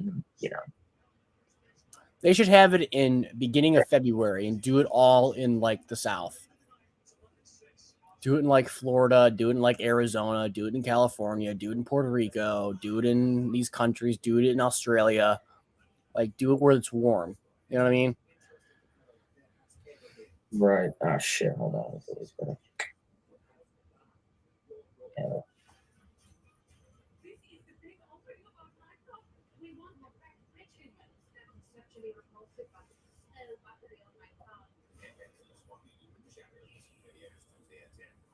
Yeah, I don't think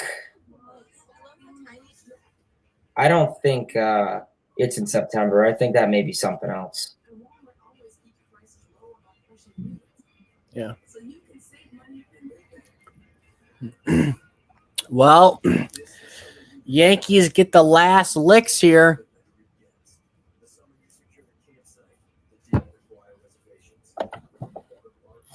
Oh, it is last licks. Huh.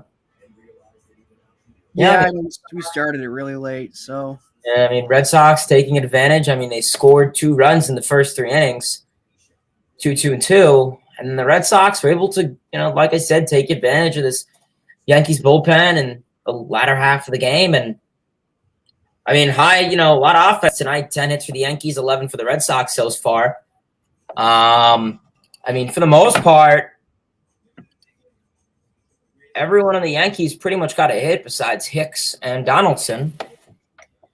For the Red Sox, a lot of the meat of the order, 2 hits.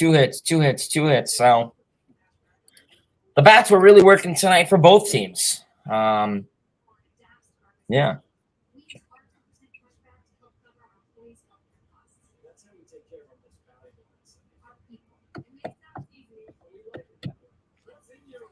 The nicest man in baseball.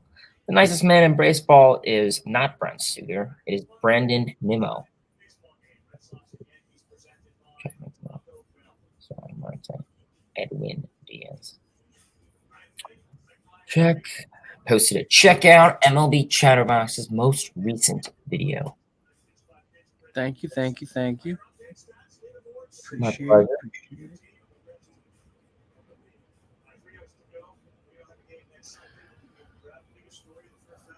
Huh.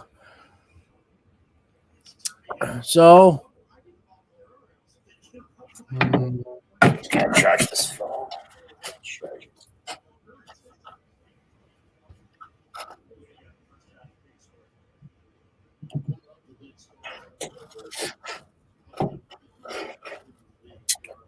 well, Oh, ninth inning. the Yankees. Who's on the mound here for the Red Sox? We got Ryan Brazier, to try and finish things off. Obviously not a safe situation. He will have to face Connor Falefa, LeMahieu, and Judge to finish off this ball game. Falefa currently with an 0-2 count. And there's a little bouncing ball to third base. We'll be Jeter out. bare hands and throws. Got him. One away. Nice play by Downs there. Like I said, athleticism and speed. Whether you put him at short, third, he'll obviously be at third. Dang, that's a nice man. That barehanding, shoot, man, he gripped it well. Where's Devers? He four-fingered it too. You know, that was 4 fingers. Does Devers just have the night off? Is he DH? Nah, he's on the bench today. I don't know. I guess he just has the game off. Devers having a phenomenal season. Like, really phenomenal season. Here's LeMahieu now, 1 out for the Yanks. And there's a strike on the outside part of the plate at 95 out of the right-handed. There's Stinger.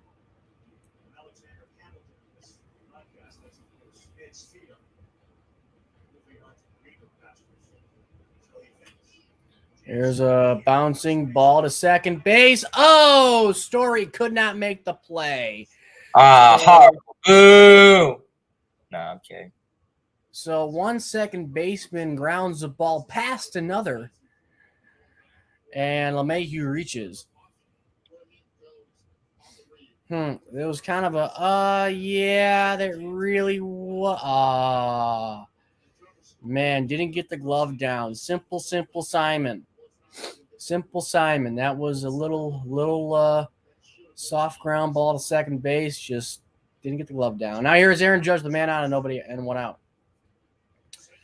1 for 4 single.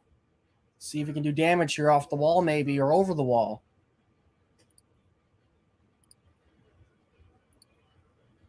Would you sign Aaron Judge if you're the Mets? Sure. I would have faith in Mr. Cohen and Epler. I mean, what you have Nimmo in center, Judge in right, and then Canna and/or Marte in left. I mean, Canna only has 2 years, so yeah. Currently have a 1-2 count here for Aaron Judge for taking 1 pitch down the middle and fouling one off. We'll see. What can Aaron Judge try and keep the Yankees alive? Down by a fair amount of runs, but I mean, hey, anything's possible, I suppose. There's a bouncing ball to third base, Downs over to second, Story over to first. Got him. And the game is over. The Yankees destroy the Red Sox destroy the Yankees 11-6. 6 hits on 6 runs on 11 hits, 2 errors, 11 hits, 11 runs on 11 hits, 1 error for the Red Sox. And the game is over. Man, what a tough one for the Yankees. Yeah. Definitely not the best game for the Yankees. I mean, you started off pretty hot with the offense. You were up. I mean, you had, it was 6-3. And then, I mean, the game really just fell apart in the 4th inning. I mean, it was a close ball game. You had, the 1 run in the 6th, the unfortunate error. But you just went into the 7th inning, and Castro just fell apart completely. Overall, I mean, rough game for the Yankees, I guess. I mean, offensively, the Red Sox were kind of quiet at first. Weren't really getting guys in scoring position or hitting. And then the 7th inning came, and they were just able to get the job done, as well as the 6th inning. So, I mean, yeah, like I said, the bullpen's important. Bullpen is a big factor. I mean, Tyon pitched not, horribly, I guess. Went 5 innings, but the bullpen was not able to bail him out. And, yeah, that'll be that for them. Red Sox get the W. Good game there for the Red Sox. I believe they split the series, right? Or did the Red Sox win it? So, because they won last night. So they split the series. Yankees won game 1, 6-5. Yankees won game 2, 12-5. Red Sox won 3, 6-5, and won today 11-6. So a lot of 5 and 6. Boston again next weekend at Yankee Stadium, right before the All-Star game. Next week at a 3-game set. Red Sox will go down here to Florida, play 3 games at the Trop against their division rival. And then the New York Yankees will be going home to play 3 games against the Cincinnati Reds in an interleague game. I'll tell you a thing or two about the Reds. So very based, indeed. Very based. No, they play a doubleheader right after the All-Star game against the Astros in Houston. We go to Houston, Baltimore, and then they go play the Mets. So they basically go back home. Pretty cool. Well, guys, that's all. Thank you guys for watching, viewing, liking, subscribing, all the stuff. Thank you guys for tuning in for this Yankees and Red Sox live stream. I will be live streaming not next Sunday because there's no Sunday Night Baseball, but I will be live streaming the Home Run Derby from Dodger Stadium in Los Angeles, California. Hayden, you're welcome to join if you can. Sure, yeah.